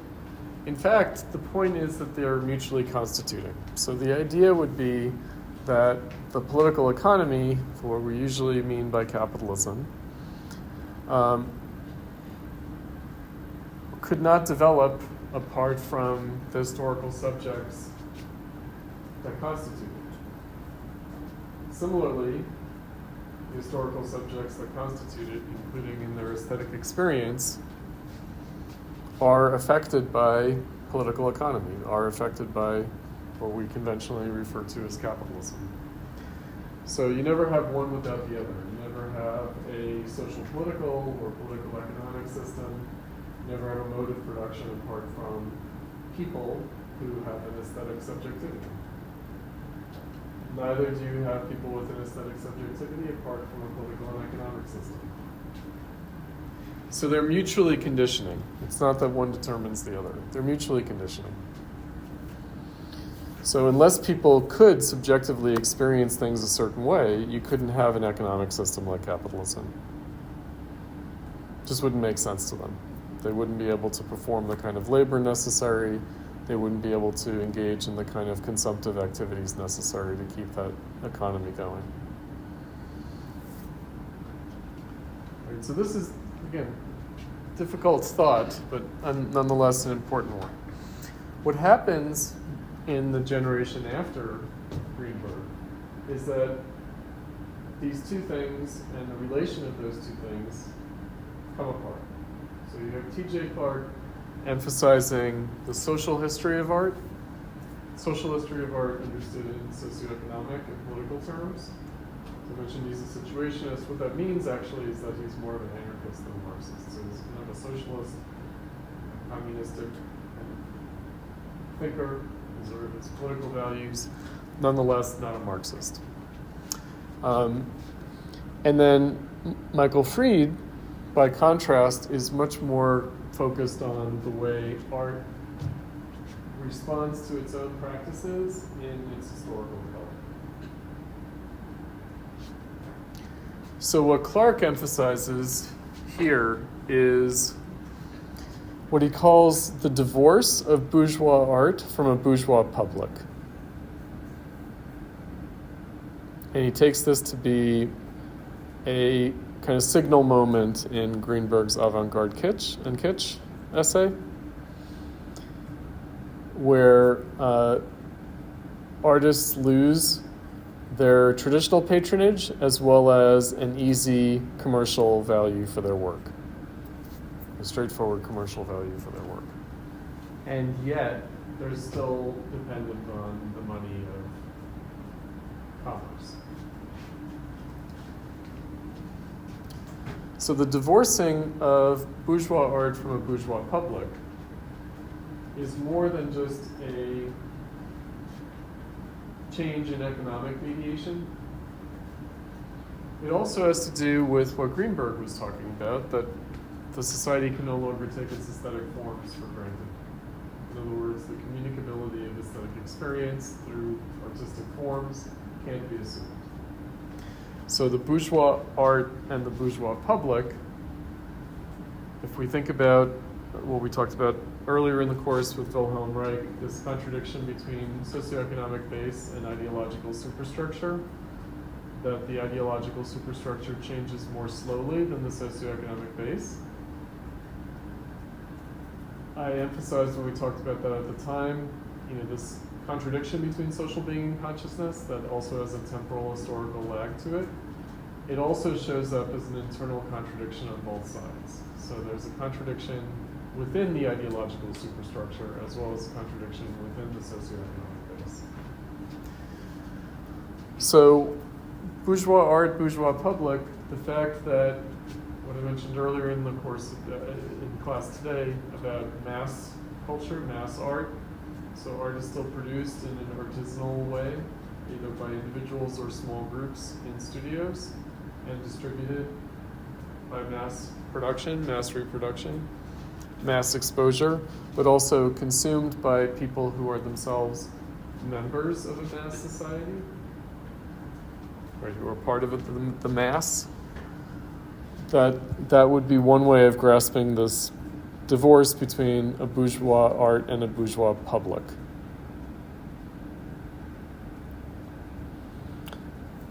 What he thinks this creates, and he thinks that this is dated from the Industrial Revolution, from the middle of the 19th century. And we'll see his example of Courbet is important in this respect, because Courbet is a painter for whom the 1840s is formative. So Courbet is much more strictly a contemporary of Marx and Engels and of Baudelaire than Manet was. Manet is a little bit younger. He's coming later in that process.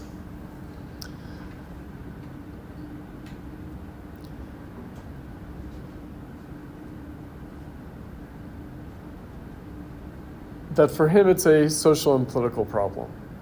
In other words, that there's a negativity that develops between art and society. That on the side of art, so on the side of society, it produces kind of empty entertainment. On the side of art, it sends art down a series of negations.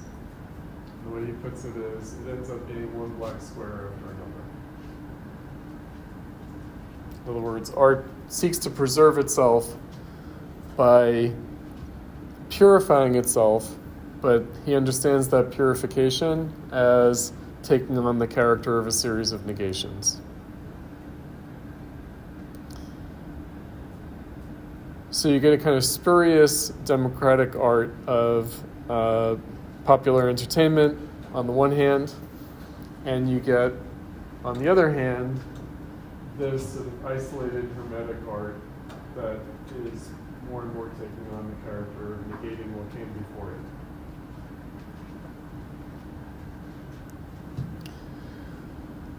What he wants is what was missed as an opportunity circa 1848. What Habermas earlier in the course described as the appropriation of art and culture by the people and taking it out of the hands of a regime of experts. So when we read Habermas and Lyotard, I mentioned that being an art school means that you're candidate members of the regime of experts. Right, so art being in the hands of a regime of experts, that includes artists. It includes critics, it includes artists, and especially when critics and artists are produced by the same institutions, namely academia. Right, so that undemocratic aspect of art and culture and capitalism, where again, art is produced in a bourgeois sense, but even more acutely a problem of the regime of experts, while it's consumed by the masses in a seemingly but actually spurious democratic way.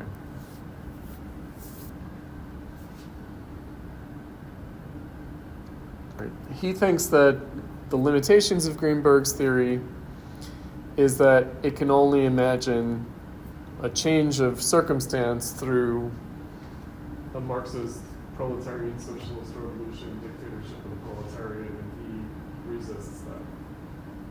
So he thinks that this actually would just be still a symptom, not a solution to, the divorce of bourgeois art from bourgeois society, or the bourgeois public.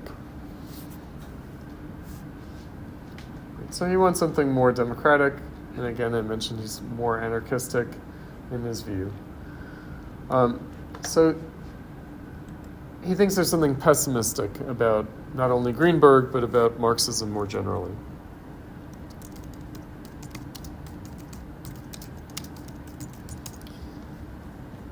His example of a painting that expresses this missed opportunity is Courbet's Burial at Ornans. So I think that we talked about this, about history painting and easel painting. Right, so there used to be these two traditions. So history painting is painting that's sort of in situ in a public space and usually has a kind of narrative character to it, and it's meant to be seen more collectively, and it's seen not all at once. It's not a head-on view, the way easel painting conventions would have it, but rather you see the painting as you go by it, or as you occupy the space, the public space in which it's situated. So I actually saw this painting at the Musée d'Orsay in Paris. It's huge. It's huge. Right? Huge, huge painting. It's kind of amazing. So the figures are basically life-size. So what makes this an avant-garde painting is that the painting immediately refers to its social situation, the situation in which it's viewed. Right? So it's not a traditional history painting. It is a painting meant to be exhibited in the gallery space or museum space and meant to be looked at as art. It's not meant to be part of an explicit public ritual, whether political or religious in character, whether of the court or the church. And it is still, there's a tension between the way it's composed as like a history painting or an epic painting and an easel painting. So what it is it's like a series of easel paintings. So it's like an agglomeration of portraits of figures that are all painted as if they were easel painted.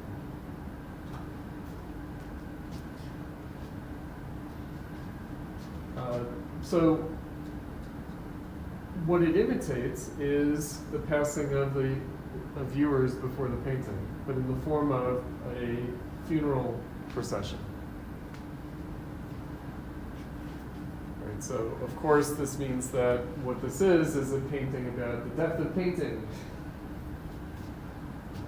So as you're walking past the painting, you're paying your respects to the dead, the way the people in the painting were.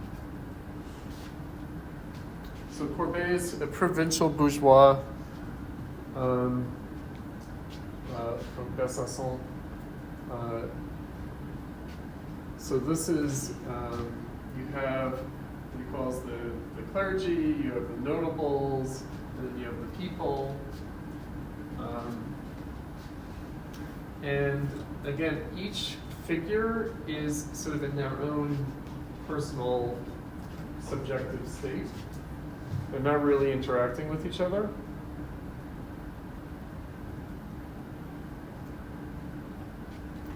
And they're also all strangely doubled. Right, they're kind of, there's like a multiplication of people. So you get the sense of a mass society and the sense of a multiplication effect of the figures. So it's not merely a crowd, it's a crowd of multiples.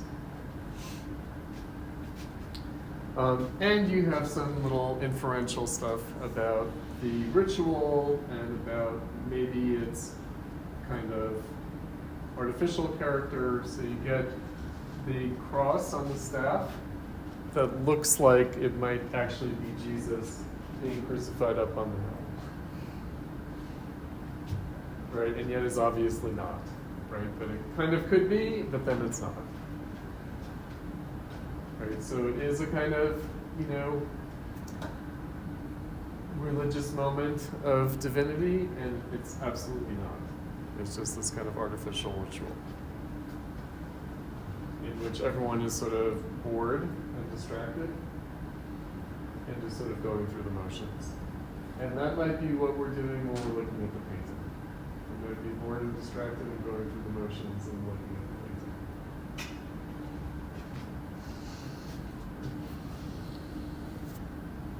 Right, walking as part of the funeral procession, as part of the line of people paying their respects to the dead. And interestingly, it does embody different moments in time. Meaning, is this before or after the corpse has been lowered into the grave? Unclear. And you have like the skull and bones, right? It's very weird. And it refers, of course, to the old masters, to the old paintings, and yet in a composition that's completely different from anything we think of, like Rembrandt and Velasquez, etc.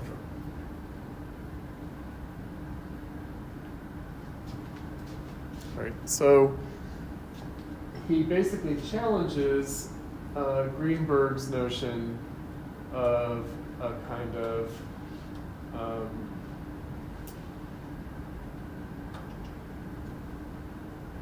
crisis of experience that takes on a specific aesthetic form. Again, art imitating the processes of art. Because he's saying, this is avant-garde, and yet it's simultaneously not just imitating the processes of art, but imitating the processes of life. Right, so it has a more directly social and political value than Greenberg can give credit for.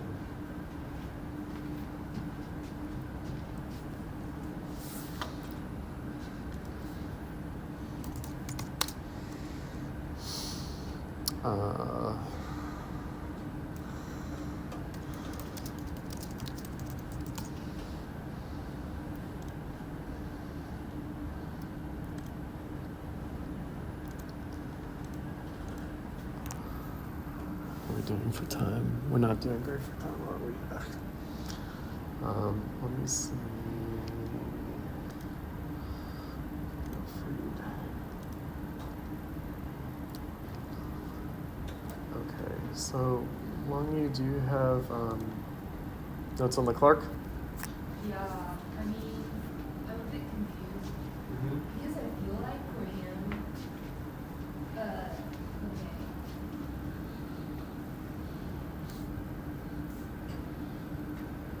I feel like for him, is that art, the avant-garde art is not like that radical, just as for Greenberg it is. Because I'm not sure if I'm getting him right. It feels like for him, the whole flatness thing is like is extracted from the mass culture. Mass culture itself, like the flatness of the poster and things. And art is not capable of giving value itself. It's sort of like an embodiment of like the reality of the kitsch. Yeah, so that's like my confusion. Right, so he's sort of changing up what the relationship between avant-garde and kitsch is by saying that in both cases, in both the avant-garde case and the kitsch case, in Greenberg's account, what's missing is how they are relating to the social and cultural. Right, so he's sort of assuming that art has become divorced from life in a particular way, and then it sort of collapses in on itself in these two ways, in the avant-garde way and the kitsch way. So we didn't mention this, so if avant-garde had the superior consciousness of history, then kitsch has this apparent timeless quality to it. So it has a kind of spurious anthropological character to it. So I think that we looked at experience and poverty, Benjamin, Mickey Mouse, right? So obviously Mickey Mouse is a product of modern capitalism, very much so, and yet Mickey Mouse as a kind of kitsch cultural object would appear to have a kind of timeless value, like wouldn't all people at all time sort of appreciate Mickey Mouse in a way that like only people at this moment in history could appreciate a Kandinsky painting, for example. Right, and then as Adorno put it, otherwise the Kandinsky painting is absorbed by society only in its fragments and ruins, meaning popular culture can borrow technical effects from the Kandinsky. Right, so the Kandinsky sort of disintegrates into whatever he did that was of a purely technical innovation. Right, that's kitsch imitating the avant-garde. So Clark is just saying that there's this missing dimension from Greenberg's account because he's sort of assuming the divorce of art from life, and therefore this kind of imminent development of art through this kind of negativity. You have the avant-garde version of it, and then you have the rear-guard version of it, avant-garde and kitsch. Freid. Okay, let's turn to the Freid in our last 15 minutes. So Freid, who we're going to read again later, unlike Greenberg and T.J. Clark, who will be leaving behind after this week, Freid will come back with his art and objective piece, his critique of so-called minimalist sculpture. He uses some categories here that we will encounter again in the art and objective piece, namely absorption and theatricality. Right, so Freid thinks that art develops historically, has more of an imminent logic to it, that he does trace back to Greenberg. But he also has a criticism of Greenberg. He also thinks that Greenberg leaves something out. And it's based on Rameau's Nephew by Diderot. It's a kind of Enlightenment discussion of aesthetics. So theatricality, this category of theatricality, so he thinks that all art has to struggle with and against and overcome what he calls theatricality. So all art in all art forms has to work through and overcome theatricality. So theatricality is when a work of art or literature appears to be merely art, quote unquote art. Meaning that it's purely meeting its conventional expectations, its kind of cultural expectations. So you go to see a movie, it conforms to exactly what you expected of a movie, and that is its theatricality. That's kind of conventionalism. Absorption is when you don't just see the work as a work of art in a conventional sense, but you see through it as well. So you are able to be absorbed in it. So it's taken from the theater, again, Diderot, this term, because, of course, when you're watching actors on a stage in theater, you never forget that you're watching actors on a stage. You're always aware of the fact that you're watching actors on a stage, but for the work to be more compelling, or what he calls convincing, for you to have conviction about watching the stage play, you have to be able to be absorbed in it such that it isn't merely actors on a stage performing a play. Right, where it does exceed its mere conventionalism or its mere theatricality. And that's true of every art form. So a poem, a work of fiction, a sculpture, a painting, a piece of music has to struggle in and against and overcome its own theatricality. So what that means is that artists have to find new ways to make their work convincing. rather than merely theatrical, and convincing in the sense of an absorptive experience. Meaning, not absorbed in the subject matter merely, but absorbed in the form as well. So that the experience of the form is, again, convincing rather than a mere kind of pantomime or quote-unquote art, quote-unquote film, quote-unquote theater, the quote-unquote poem, etc. And artists adopt a vast array of different strategies for doing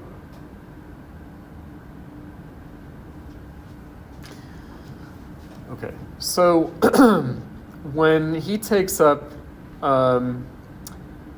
not Courbet, but rather Manet, right? So he's emphasizing the modernism, and that's why it's How Modernism Works, a response to T.J. Clark. He sort of sidesteps the avant-garde aspect and goes for the modernist aspect. If Courbet was the first avant-garde painter, Manet is the first modernist painter, and that means painting about painting. Okay, so painting about painting fits this criteria, the set of criteria, this criterion that Freid has laid out for absorption and theatricality. Now, in the case of Manet, he thinks that painting about painting, the way Manet deals with the theatricality of painting, is to lean into it, to emphasize the theatricality of painting. Right, so what he says is that a social history of art, or this relation between art and life that Clark is emphasizing, actually can't explain this painting. And it also doesn't fully explain the burial of Ornans either, by Courbet. So it can't explain the peculiarities of this painting. How? Again, leaning into theatricality. In his writings on Manet, Freid uses a variety of terms like instantaneity, facingness. Right? That one of the things that Manet does is have this confrontation with the viewer that is emphasized, but also specified in the sense of the difference as well as similarity between these two figures and their outward gaze in the direction of the viewer. Right? The nude woman's gaze is much more confrontational. And of course, what is she? She is potentially a nude model for painting. Right? So this like peculiar situation. It's not just a picnic and bathers, because she's nude in a way that the bathing woman is not nude, because you don't have to be nude to go bathing. She's nude the way a studio model for a painting would be. So this space is simultaneously the space of leisure, often depicted in painting, but it's also the space of painting itself, meaning it could be a studio space that's just dressed up as a leisure outdoor landscape space. And that has to do with the way the landscape is rendered. It's rendered very artificially. It's flattened, and you have these strange effects with regard to foreground and background. So where is this woman who's the bather in the background? Like, how far away is she? Because actually, if it would be the suggested difference of the perspectival space, she would be this gigantic woman, right?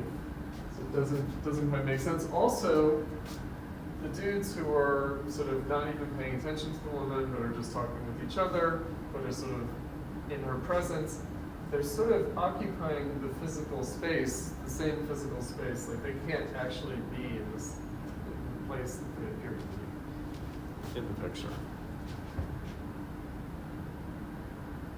Right, there's a kind of a weird merging. They're both, they're too close even while they're kind of isolated from each other. So they're kind of interacting but not interacting, but they're sort of also merging. So you get the landscape, you get the portrait, and you get the still life. All the easel painting genres in one. And you also have, not easily seen in this representation, you have this bird See the bird up on top? The bird that's sort of hovering. And you have the frog. I feel like the frog is kind of off the screen a little bit. Yeah, the frog is over here. Oops. Shit. See all the way down in this corner, the little frog? All right, so do you guys know about toads and frogs? Have you ever encountered things in nature? Or is the natural environment just blasted and you guys are all on your social media saying that? So the interesting thing about a frog or a toad is that like they're very still, but then they're just gone. Like they just jump, boom. Right? So they're perfectly still, they blend in with the environment, but then they're just boom, gone. And similarly, when does one ever see a bird in flight like that? Never, right? This is almost like a high shutter speed photograph, which didn't even exist when you made this painting. Right, so there's something about the temporality of the image as well as the imagined space exemplified by these two animals in the edges of the frame, the bird and the frog. Right, that gives you a sense of this fleeting moment of this encounter. Right, so you're coming across people picnicking and bathing in the park. You're kind of not meant to be there. You're intruding on their space. But then you also are definitely meant to be there because of the way she's looking at you.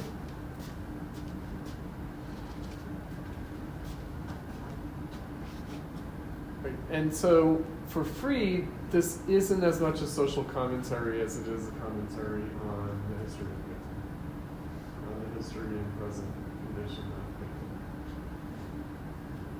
painting in the mid-19th century.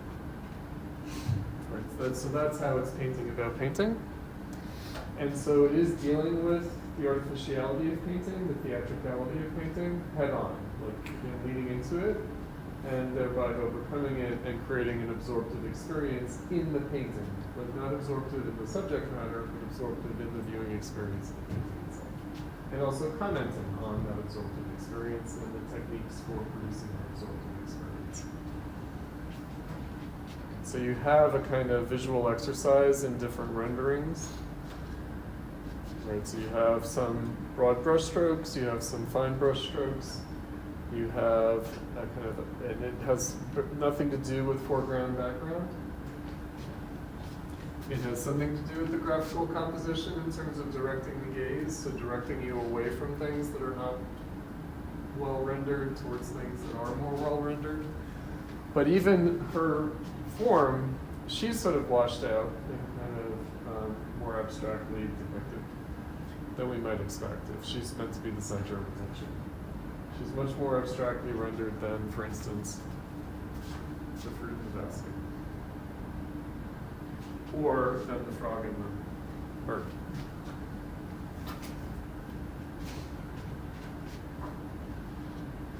Right, so this is attacking the academic painting at the time, the kind of institutionalized romantic painting at the time, the approved style of the salons. By playing with its conventions, but also producing a new kind of formal aesthetic experience out of the same genres that the academic painting would have trafficked in. Mm-hmm. Theatricality without referencing the historical elements without it like pointing out these obvious references and overcome itself. You could hypothetically, the way that Freid is arguing it, it would appear to be somewhat inevitable because you'd have to be kind of engaged in the conventions that you're trying to supersede, right? That even in trying to avoid them entirely, you'd still be in dialogue with them, meaning the viewer would still be bringing them to the experience and be kind of matching their kind of conventional expectation of the experience of viewing a painting with the actual experience of the specific painting. Right, so it can be more or less explicitly thematized, but it would always be there. It would always kind of constitute where the work is coming from. It's always got context historically. So the end of the modernist painting essay by Greenberg, where he said art is continuity, it doesn't make any sense without continuity, there is no absolute rupture. Freid's following on that idea by saying that all artists are, yes, responding to their social environment, but they're also responding to the history of art leading up to their time. All right, more or less explicitly, but the idea being that, any painter who becomes a painter is going to be a painter because they've seen other paintings. So they're going to be motivated not only to express their experience in social life, but also their experience of painting. And again, that's going to come out, that's going to be a value of the painting, implicitly or explicitly. Here it's extremely explicit. It's pretty explicit in the Courbet too, but with a slightly different spin. Right, so there is overlap. The point of the Courbet-Manet dialogue here is that there's a great deal of overlap between Courbet and Manet, and of course Manet was inspired by Courbet. He was, and they knew each other. And they both knew Baudelaire as well. We'll see when we get to Baudelaire with the Arcades project, with the art criticism. But they are putting a slightly different spin on it, meaning it does seem like the Courbet is leaning more towards the social commentary and also a social commentary about the place of art in society. Whereas Manet it's much more like directed into the conventions of art itself.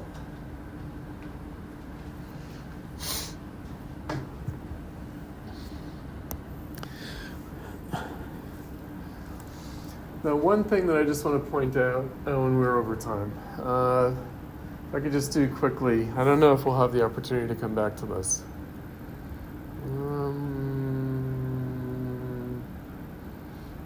Trying to remember if the postmodernist articles that we read do Manet's Olympia. I don't think that they do. So,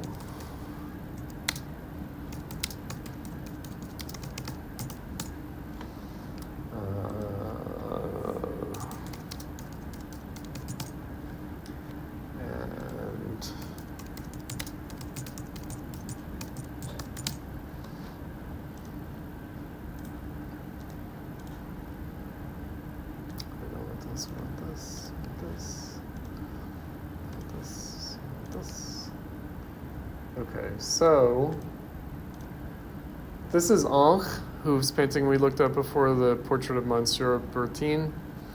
So he's from the David school, so this would be the sort of more approved style, the kind of institutionalized and academicized romanticism, the Grand Odalisque. And then Manet's Olympia. Now Manet's Olympia is more directly, but also the Ankh Grand Odalisque is a response to the old master, the Titian Venus of Urbino. It's not a great projection of it, but the Titian Venus of Urbino and the Manet Olympia is like very, very directly like the same painting. So the question is, how do we make sense of what Manet is doing to the Titian here? All right, so he's taking it from the courtesan in the domestic space of the bourgeois household, the nanny with the child, right, to the prostitute in the brothel, in the more public space of the brothel in the 19th century, in the industrial era. This is not meant to be a send-up of the Titian. It's actually meant to be the authentic reinstantiation of the Titian, but necessarily different in the 19th century than in the 1500s. Right, so again, even our erotic, psychological, emotional sense is different. So this is more the kind of Renaissance eros. This is more the modern eros. And of course the critics hated this painting. They absolutely hated this painting. They thought that he had painted a man in drag and a low-class prostitute because she was a wastrel, because she was too androgynous, too muscular. She wasn't voluptuous.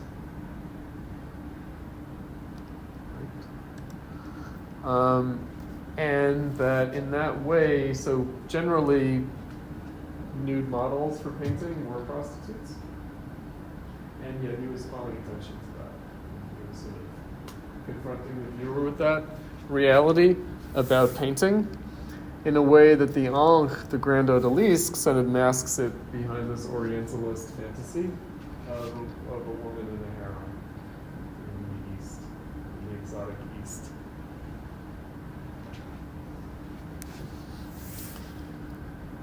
Right. Do you remember the frosty Spartan broth of the Heine, when Heine said that the kind of the David school?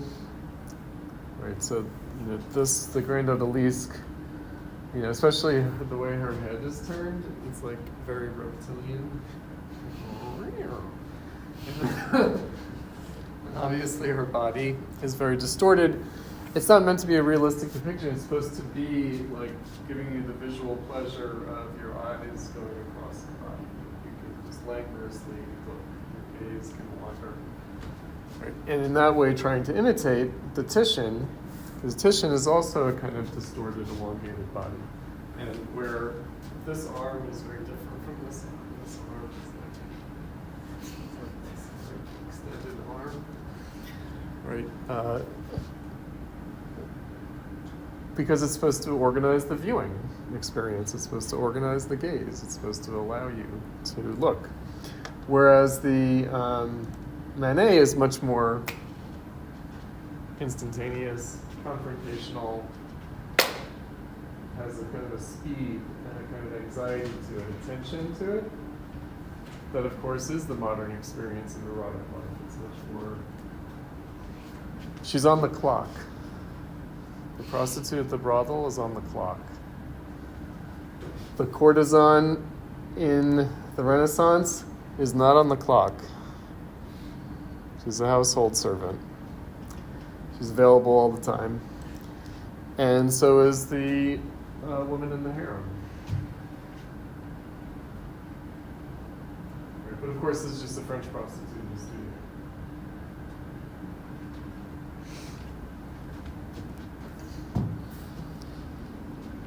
Right, so again, it's a genre. There is art history.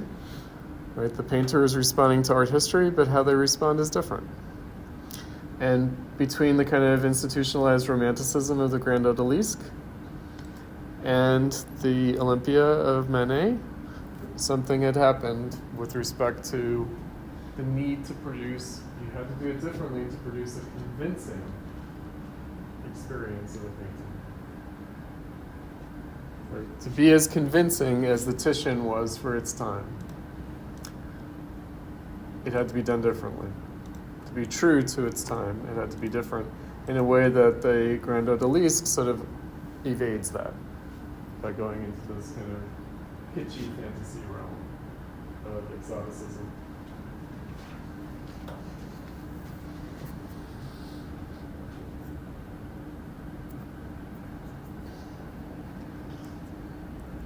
Which is not to say that it's a bad painting, but Manet couldn't stay there. He had to do what he did. And again, Freid's criticism of Clark is that this isn't a pure act of negation. This isn't like the account of art history as negating won't really do justice to even Manet, who's so self-inferential as a painter, and to the history of painting. It certainly won't work with respect to Courbet, but of course Courbet is the great example that Clark raises as standing athwart the progress of painting, to use a phrase from Adorno, standing athwart musical progress, standing athwart progress in painting. Manet seems to be very much about the progress of art history, and yet you can't see it as progressing in just a negative sense. Right, again, this is not a send-up, either of the history of painting nor of the viewer of painting, the viewers, the public. Right? This is doing something else. So it's not just bourgeois art divorced from a bourgeois public. It's actually more productive artistically. It has a more substance than that. All right, sorry for keeping you guys a little late. See you next week with Benjamin's work of art and author as producer.